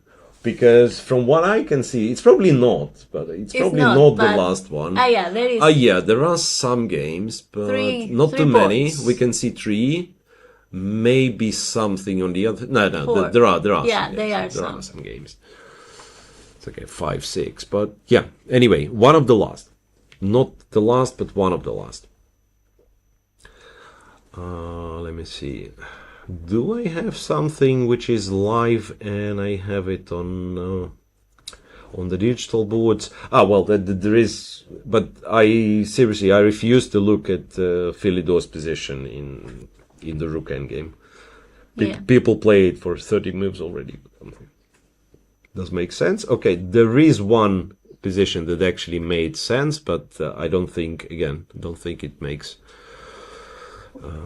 Don't think we have to analyze it seriously. Just another game which is still not dead. So I will go back to Andrea's position just a second.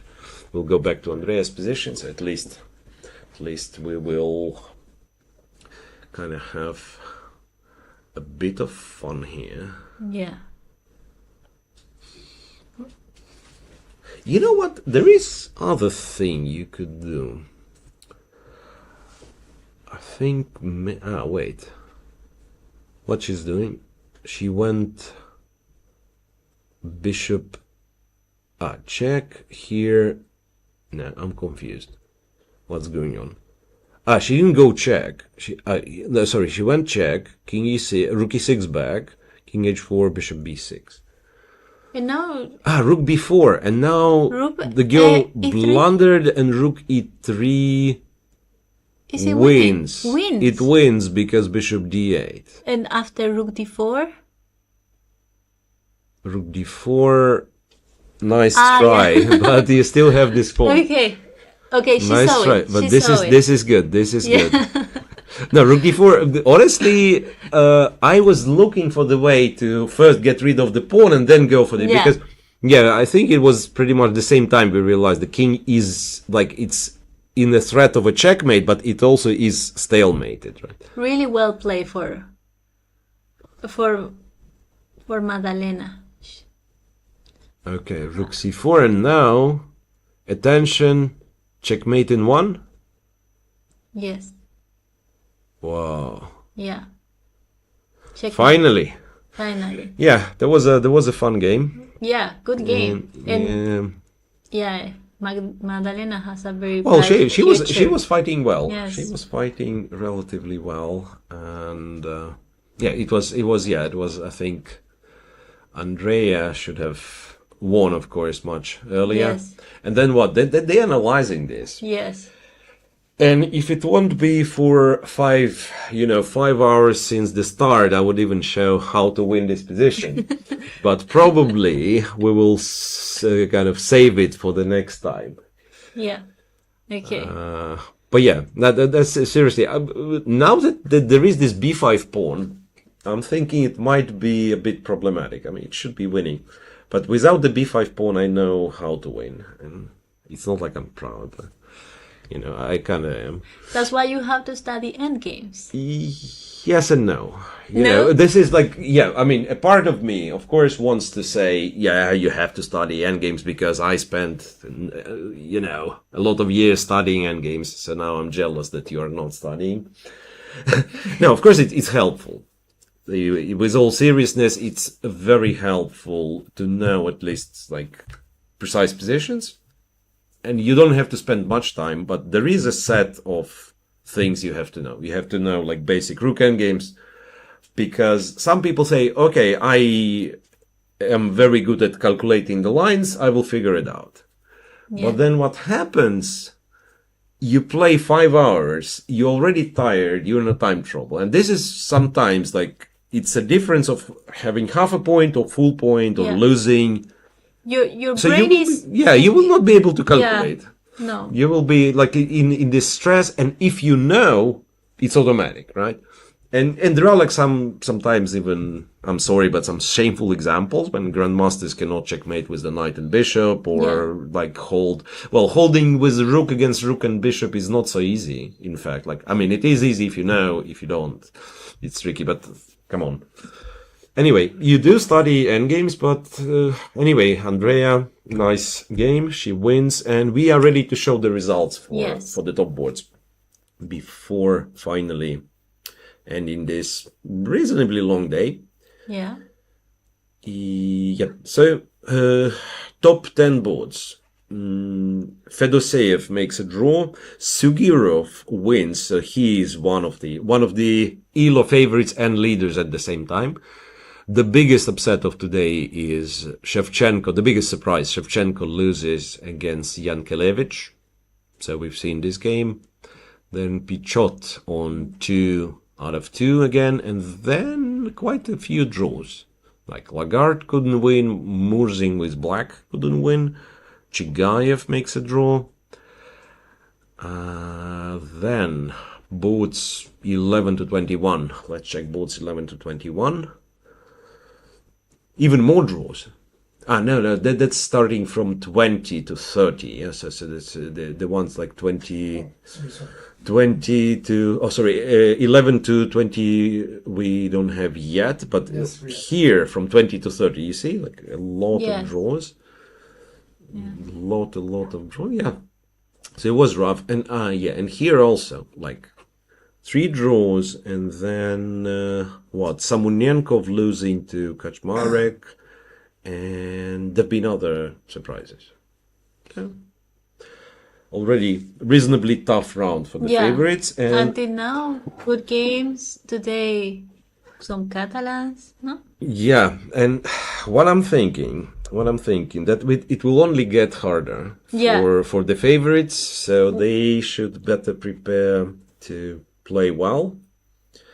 And for the streamers, they should get ready to play each other. If not in the last round, if not in the next round, maybe. That will be a really nice game and very entertaining also. And which channel it will be streamed?